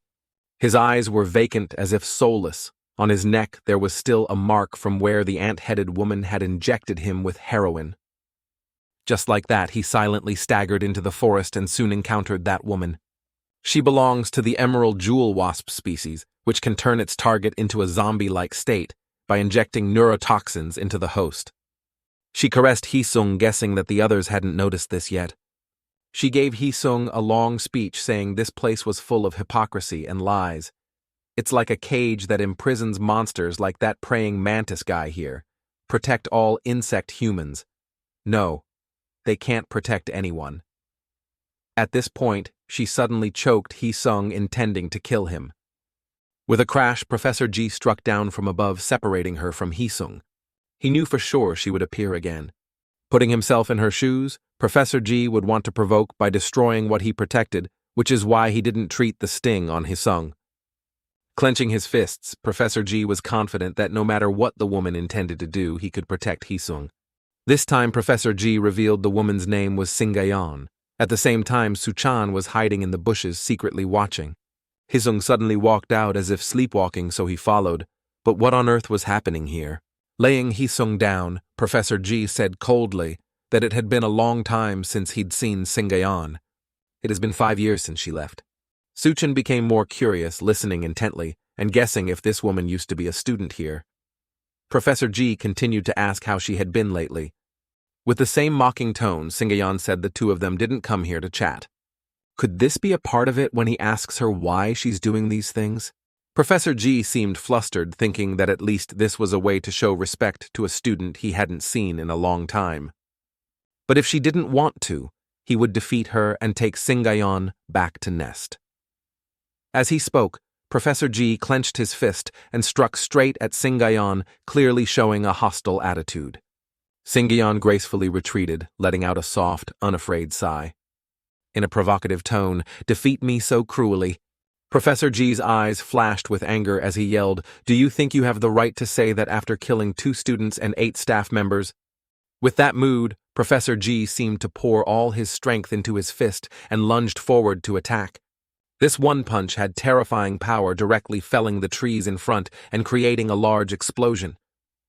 Singayon, completely unscathed, said that Professor G was still no match for her. At the same time, she flipped over Professor G's head, silently aiming her sharp tail at the back of his neck. Instantly, Professor G spun around and slapped the wasp's tail away, forcing her to retreat. Suddenly, Professor Ma appeared and called out for them to stop.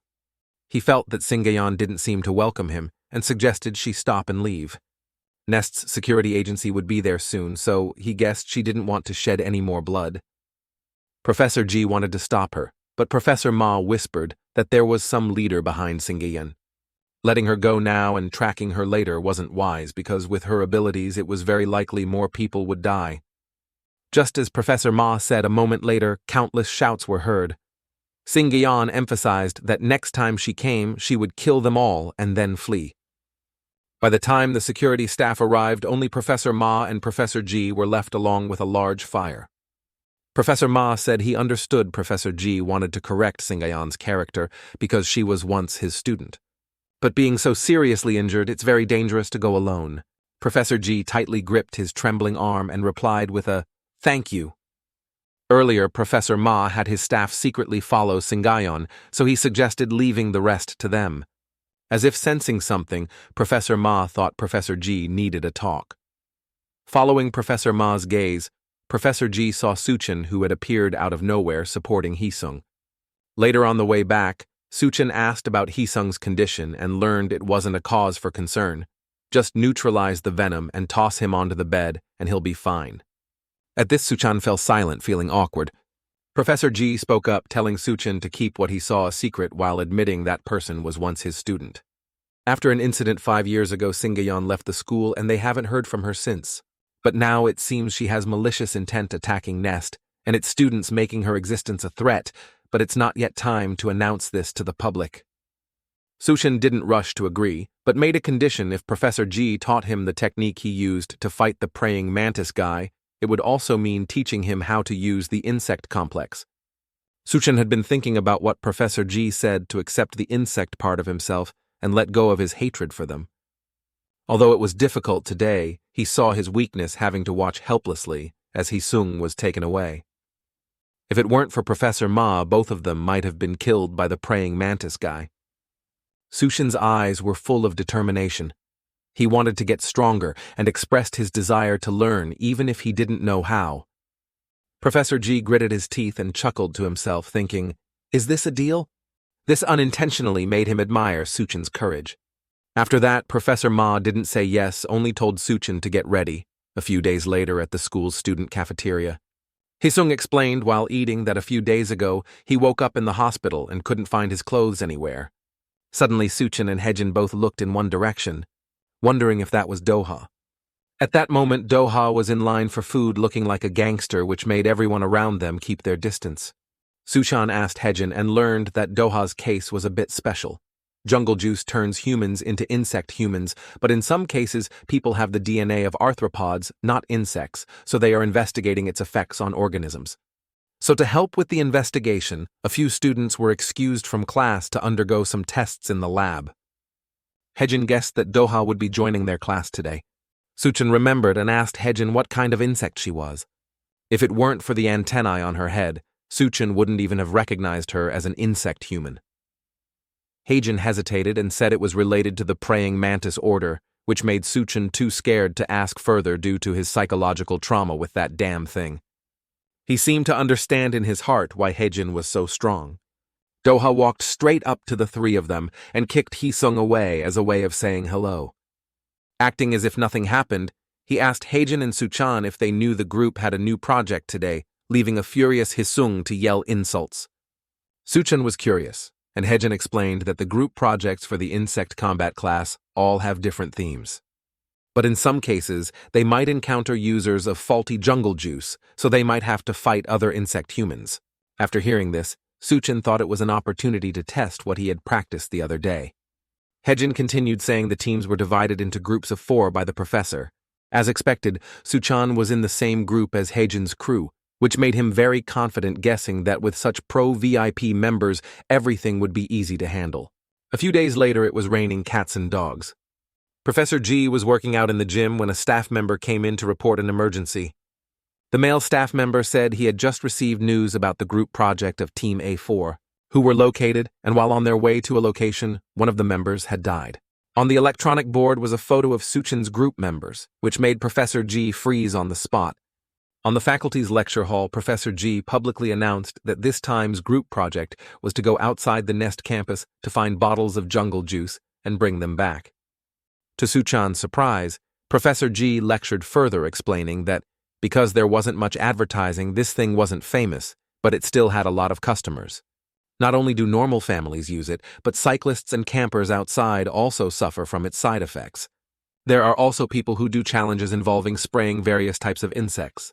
They couldn't find the company that produced jungle juice, but it was distributed by the company Natural, but right after it was released to the market, this company went bankrupt. Therefore, everything about jungle juice remains very mysterious. The good thing is that this company is located in Gangwon province, so the consequences are mainly limited to within the province and surrounding areas. Suchan seemed to understand why this matter could be hidden, because it didn't happen nationwide. Professor G continued saying that to produce Cinderella's cure jungle juice is mandatory. Currently, Nest's biggest mission is to collect as much of it as possible, but this is also a lesson in intelligence operations and perseverance in searching for something.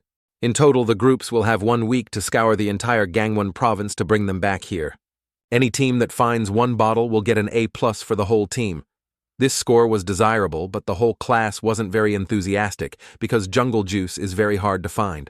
Now no one sells it anymore, so the probability of fighting over it is extremely high. A few people were discouraged, saying if they had known about a mission like this, they wouldn't have signed up. Hearing these words, Suchan couldn't help but ponder with doubt, and so Professor G had the whole class disperse into their groups. After leaving the school, Suchan's group also split into 2 teams to increase their search efficiency. While Hjun still didn't know where to start, Suchan was excited, feeling that becoming the valedictorian was no longer a dream. He took Hjun's hand and pulled her to a villa, saying that the jungle juice bottle used to scare him, but he still kept it just in case. Suchan excitedly went inside the house, not expecting the mess inside. Seeing this scene, Hjun even thought it was a robbery. Suchan hurriedly rummaged through the room searching for jungle juice, but it had vanished without a trace. Suddenly, Suchan remembered and quickly asked if Hjun had one. She had used jungle juice before, so he guessed she must have one. Hjun's expression darkened. She said there was no need to go to her house and turned to leave, suggesting they search inside the city. Faced with this reaction, Suchan was bewildered, not understanding what he had done wrong. After that, the 2 searched online and went to stores, but with no results. Desperation breeds thieves. Suchan even wanted to cheat, but luckily Hjun stopped him.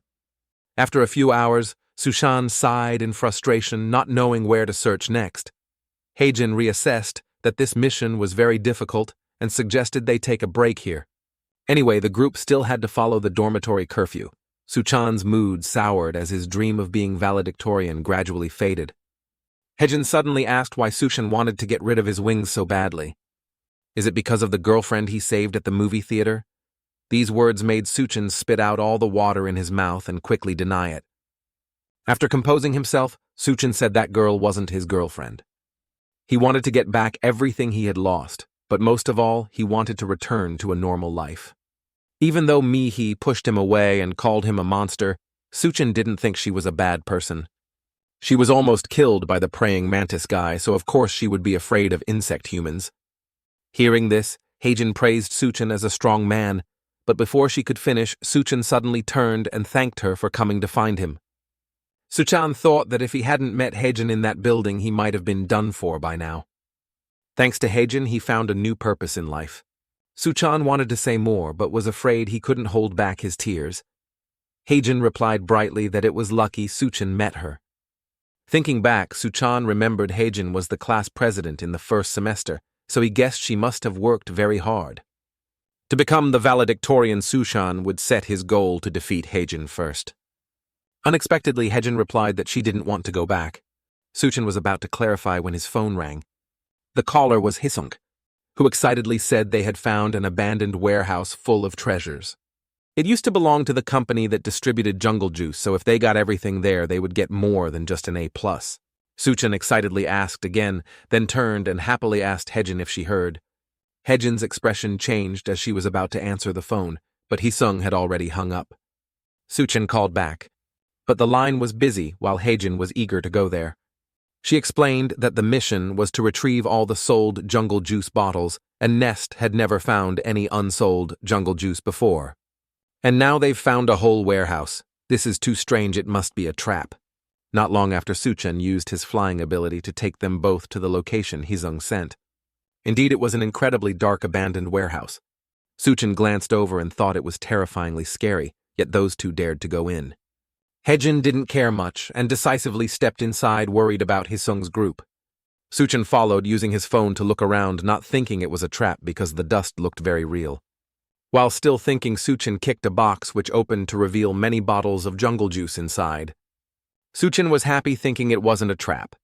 But when he turned to the side, Hjun had fallen. The smile on Suchan's face gradually faded as in the darkness. An insect human with its claws covered in Hjun's blood appeared. He asked Suchan if he had found what he was looking for because he had found what he needed. Hjun collapsed motionless in a pool of blood, her life status unknown. When he was a child, Suchan heard his grandmother say that he had been separated from his parents since birth. Therefore, Suchan should be used to separation, but that wasn't the case. Suchan couldn't get used to it at all. He could never get used to being separated from his loved ones. Rage welled up in Suchan's heart, and he flew straight at the insect human. He spoke without any hesitation, knowing Suchan was furious about his friend's death, but getting too close to him was no different from rushing to one's death. After saying that, he swung his large claw straight at Suchan. He immediately used his compound eyes to dodge to the side and punched the earwig-like guy straight in the face. A blow that, it must be said, used all of Suchan's strength. Before Suchan's eyes, the earwig-like guy gently snapped his jaw back into place and asked, "Strong, huh?" Suchan's hand was covered in blood, and the feeling was just like punching the praying mantis guy before. The earwig-like guy attacked while asking if Suchan had never absorbed before. To Suchan's confusion, he explained that it meant eating other insect people. When he first ate them, he felt so euphoric he could fly to the sky, a feeling like taking opium.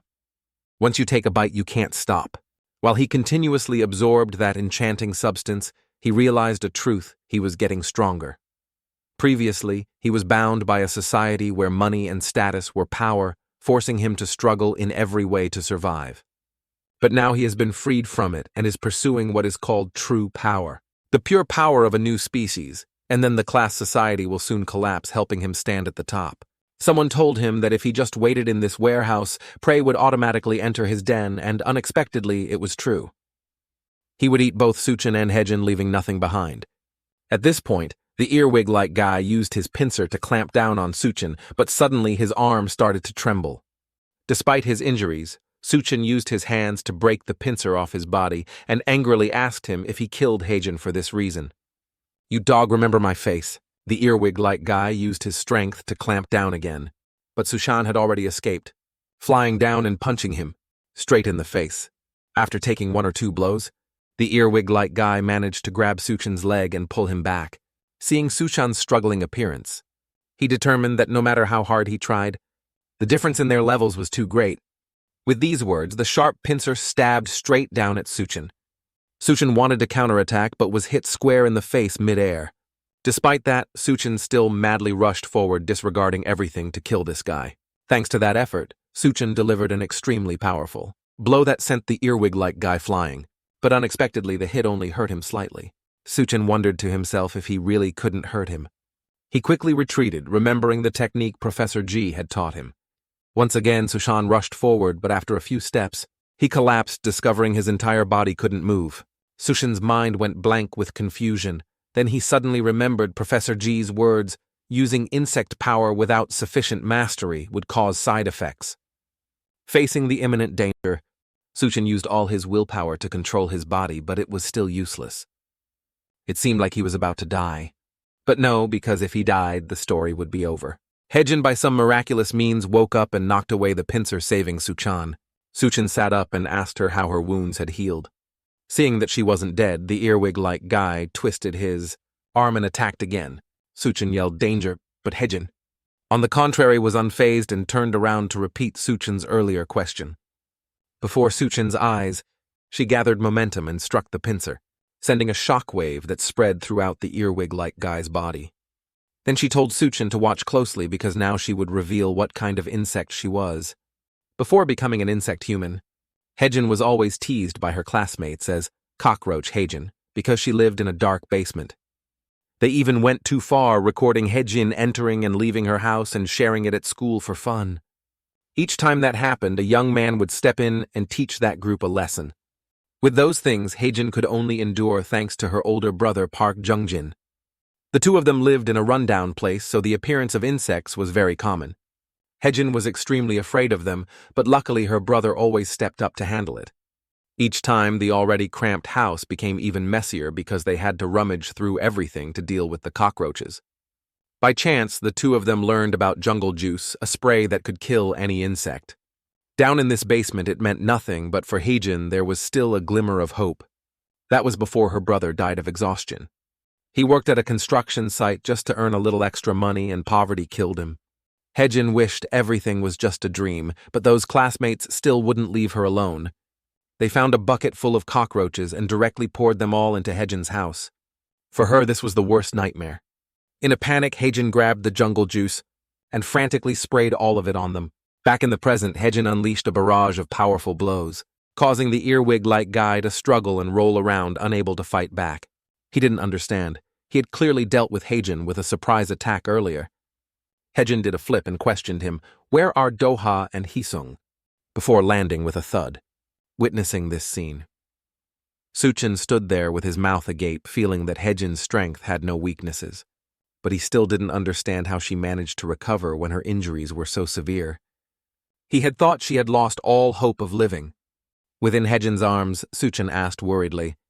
In just a few seconds, the wound on it disappeared, which surprised Suchin even more, and he asked her if this was insect power. Hjun confirmed, saying she was a cockroach insect. Just then, the earwig-like guy recovered and attacked. As he fought, he voiced his thoughts that Hjun was a filthy little cockroach, asking where she caught that insect. Was it in a cramped, dark rental room or in a sewer drain and garbage dump?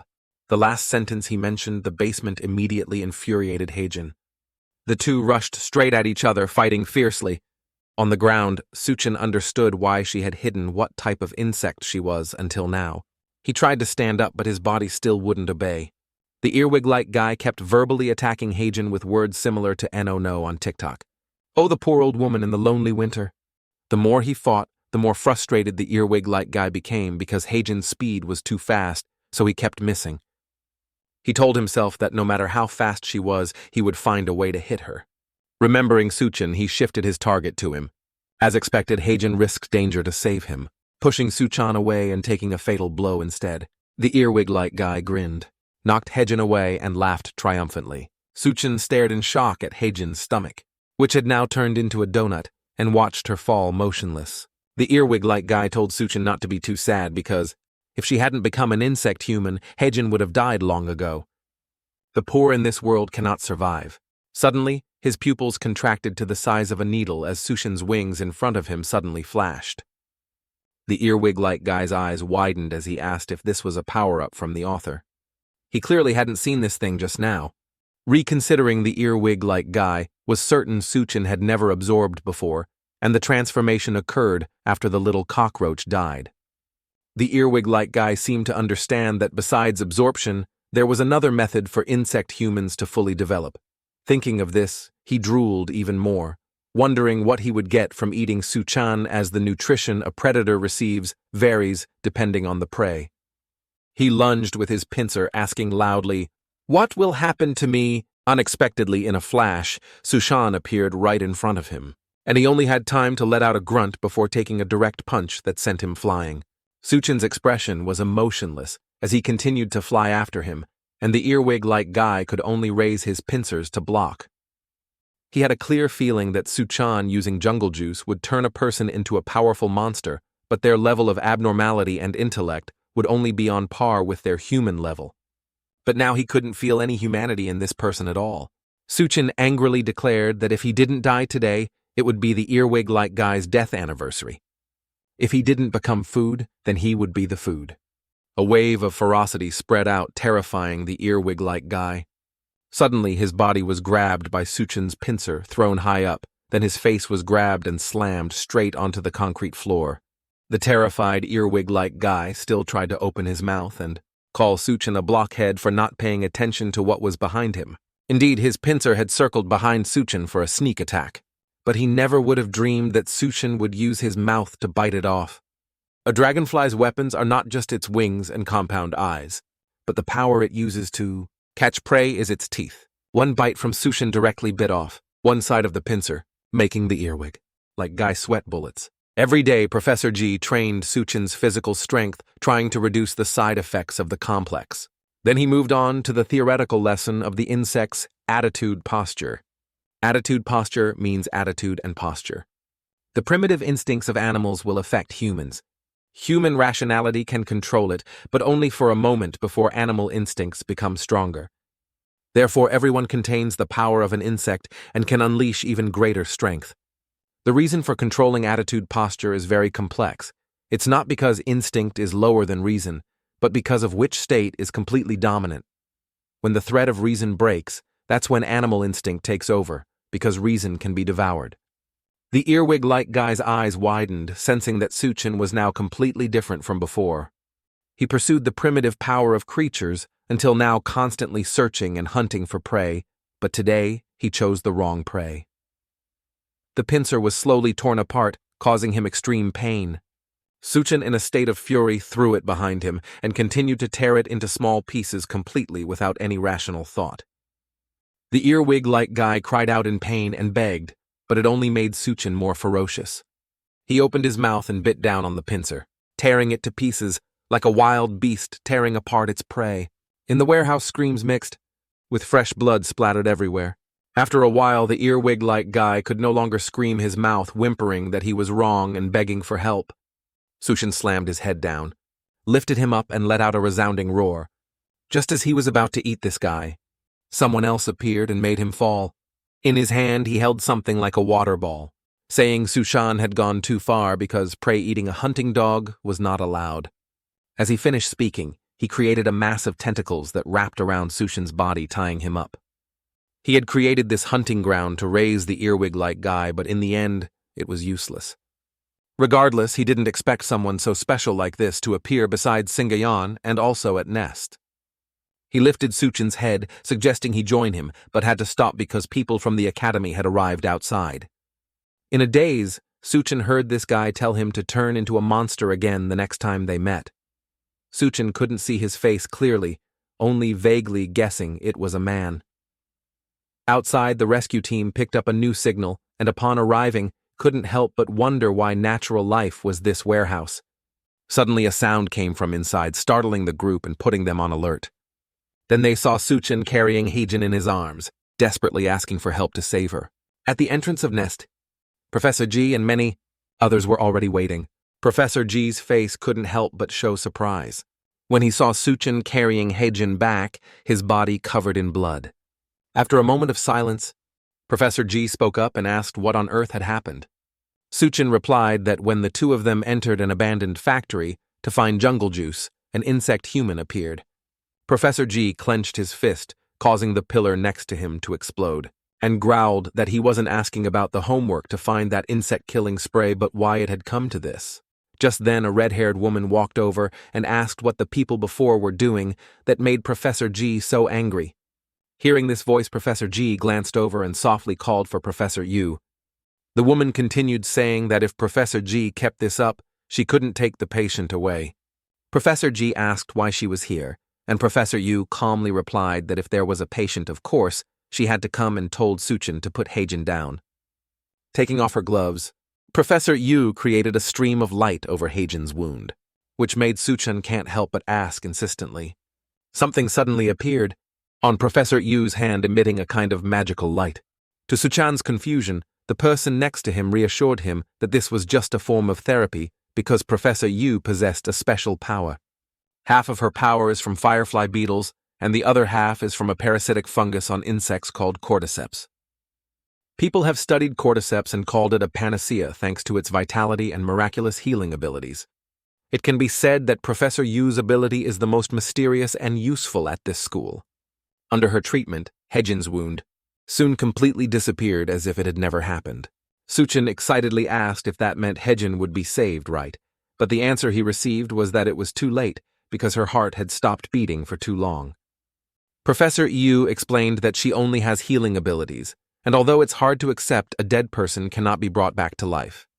Suchan froze on the spot, including Professor G, who was no exception. Professor Yu, with an unchanged expression, told the medical team to take the body inside, but Suchan resolutely refused to let go. He hugged Hjun, gritting his teeth, unable to accept it. In the past, every time they finished killing insects, Hjun and her brother were exhausted.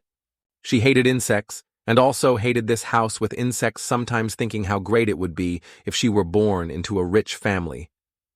Hearing this, Hjun's brother said that insects are considered filthy and disgusting, but sometimes there are beautiful moments and they are the same. Everyone has times that are difficult and tiring but full of happiness, and he had it because of Hjun. Saying these cheesy words made Hjun embarrassed and annoyed. Hjun's brother stood up and told her she had to seize every small moment of happiness and continue to live while he would take care of catching the insects. So no matter how difficult it is, as long as you struggle, there will definitely be a way to live. Suddenly, Hjun's hand grabbed Suchan's, making him pause and call out her name loudly. This immediately attracted everyone's attention. All insects must undergo metamorphosis, shedding their old shells or external damage to transform into a true adult insect. No matter how ugly and scary an insect is, in its small life, there is one time it sheds its skin to move to the next stage of its life. They say that is the most beautiful moment in an insect's life, and now a little cockroach is about to experience that beautiful moment. Hjun looked at Suchan as if she saw her brother, which made her get lost in thought, and only then did she realize it was Suchan, and froze. Suchan didn't reply, only hugged her tighter, shedding tears of happiness, feeling so lucky. Not long after, Suchan was in the hospital and met Hisung and Doha again, wondering where they had been all this time. If Hisung remembered correctly, they were in another section of that warehouse, when a violent tremor suddenly occurred. All the shelves there collapsed, trapping the two of them in the mess for several hours. Understanding this, Suchan felt they were lucky to be alive and didn't tell them what happened there. Suchan remembered and quickly asked if they had found any jungle juice, but unexpectedly all the sprays there were fake. Despite coming back empty-handed, Suchan still felt lucky that the homework deadline hadn't passed yet. Next, Suchan asked them how they found that abandoned factory when it was deep in the mountains. Hisung recalled that when they were asking around, a passerby told them. This person's style was a bit special, with white hair with a faint purple tint, and it seemed they also wore earrings. At the same time, this person had returned to some laboratory. Seeing him, another person jokingly said it was amazing he didn't drown in that drop of water. Then the young man recounted that the cleaning beetle they created had died, but he didn't expect there to be so many ambitious people in Nest. As he finished speaking, he burst the water bubble on his head, and as if it were familiar, the other person handed him a towel. Looking at this person's expression, it seemed he had found someone else he wanted to bring here. And this young man is the breeder with unknown information. He told the other person to contact the two spies they had planted in Nest, only to find out the water beetle had been dealt with, and the other one was hiding among the first-year students. The breeder, unfazed, wanted to do something very interesting. After that, Suchan's group continuously searched for jungle juice, but after a month, they hadn't even found a shell, and the homework deadline had passed.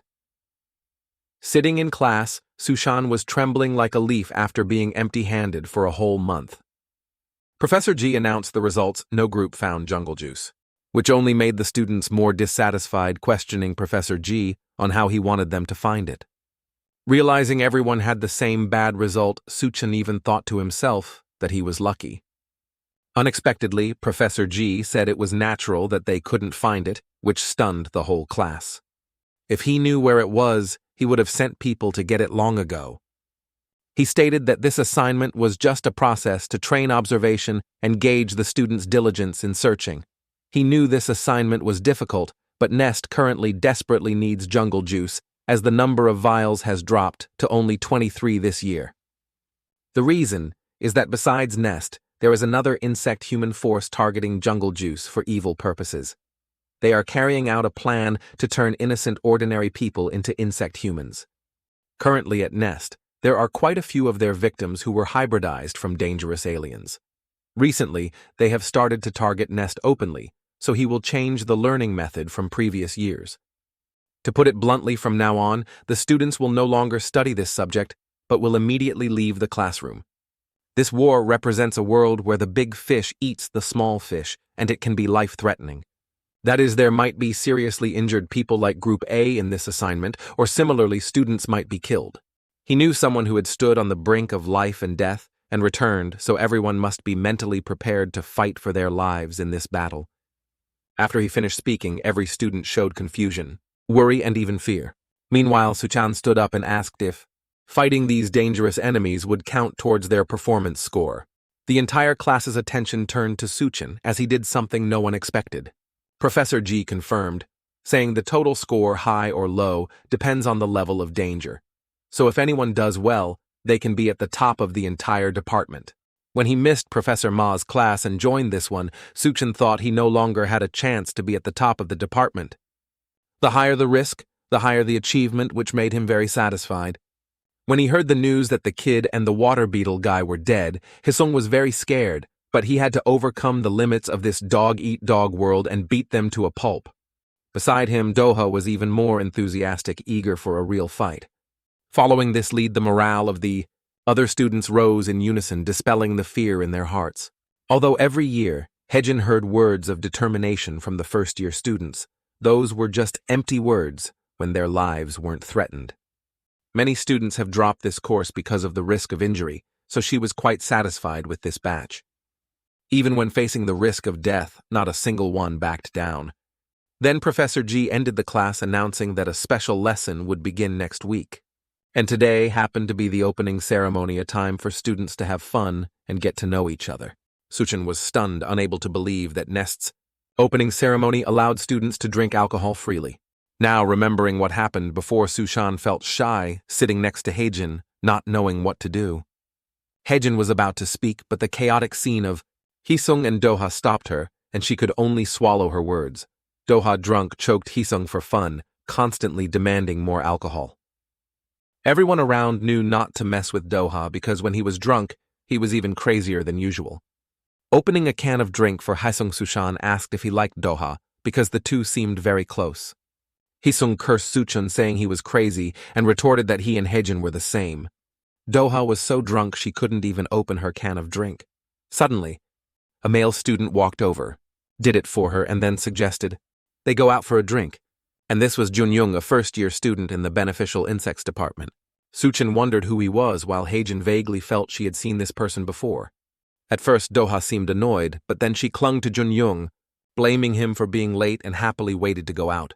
He vehemently denied it, but Suchan saw the bitter look on Hisung's face at the sight of Doha being friendly with another guy. Suddenly, Hjun glanced over, which made Suchan freeze as he realized something. Lee Jun-young went to a secluded place, thinking that this matter hadn't been exposed yet.